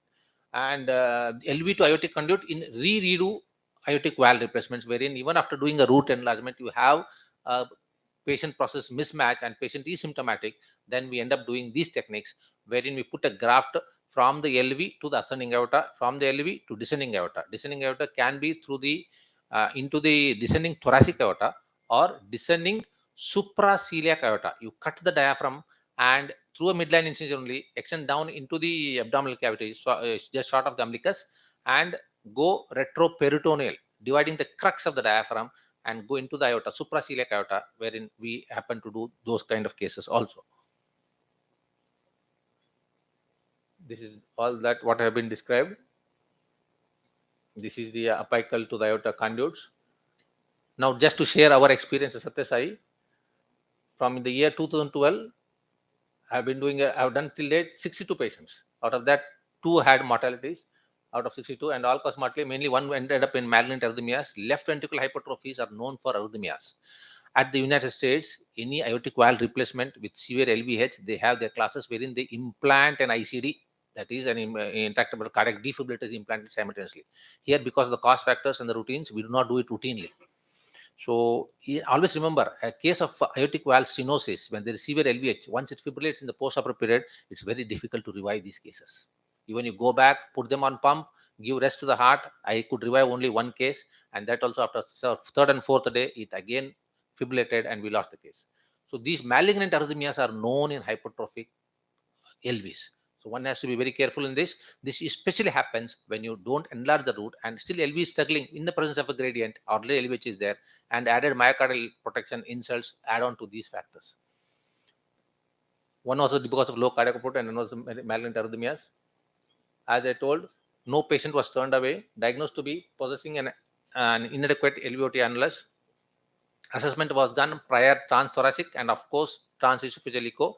Final decision was taken by on table, and we do take a call on the what procedure has to be performed on table. And as you see this bar diagram chart, the maximum was the Manujian technique, and anterior and posterior we had done in few cases, and even double valve replacement also was done with the root enlargement. And these are the sizes of the valves, common valves used. And the common sizes also used. Common size after root enlargement was 23 sizes what we had used.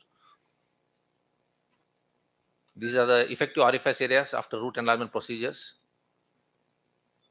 And unfortunately, I could not add on one iodogram. Post-operative, we had taken a shoot after root enlargement for an iodogram where hardly there was gradient. After root enlargement, gradient is be less than 5. Anything above 10 gradient, avoid accepting. Normally, after root enlargement, I do not have a gradient of more than 10. And advantages is improvement in LV function class and decrease in the left ventricular diastolic pressure, decrease gradients, and regression of LV mass is very important. Patient remains asymptomatic or even NYHA class 1, which was one class 3 to 4. Thank you.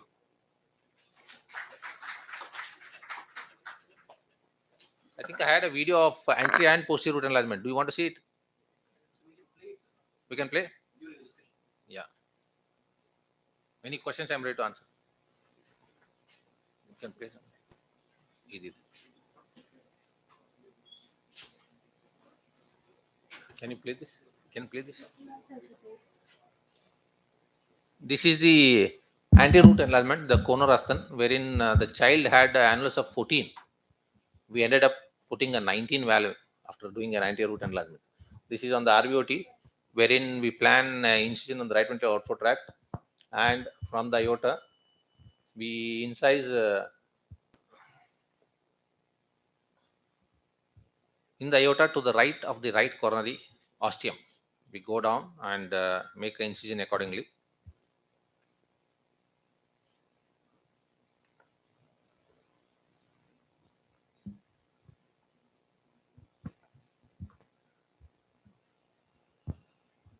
One has to be careful not to injure the septal perforators here. When we injure the septal perforators, post up to LV dysfunction is quite severe. That's one thing one has to be aware of. Sometimes, if you feel till date we have not faced that kind of a problem, you may adding on an additional graft to the LAD area if at all if we face a challenge. So root enlargement procedures, you need to paint and drape like a coronary itself. That's another thing we have to be planned every step.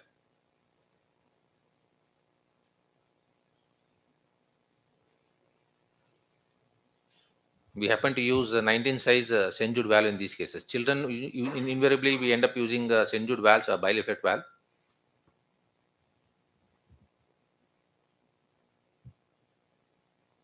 And always use a untreated pericardium. Treated pericardium, the chances of bleeding is quite high. And untreated pericardium in a reduce, you will come to know, it is difficult to identify only which is pericardium, which is aorta. It will be so thick by the time you go for a redo in such kind of cases.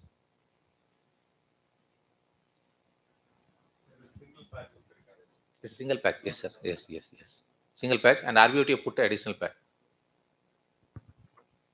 The same patch only covers the aorta also simultaneously. And the bites come through the pericardium. That's the new annulus what we create.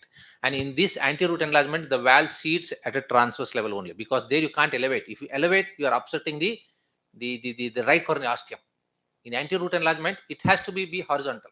You can't make it at an angle. If you make it horizontal, the coronary ostia, right coronary ostia goes underneath the valve. I hope I am clear in this concept. So in a posterior root enlargement only, it sits at an angle like this, at 30 degrees or 45 degrees. But when it comes to anterior root enlargement, the valve seats horizontally. In anterior and posterior root enlargement, valve seats horizontally, exactly at the plane of the annulus only.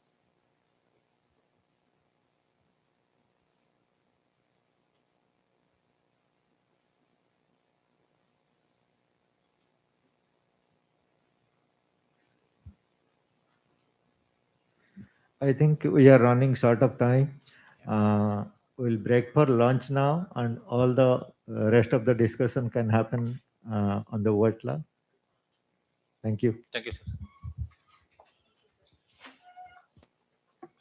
Thank you, one and all. So dealing with the heart takes a lot of heart. I know learning and challenges should not be deterrent, because at the end of the day, don't we all love a bit of them?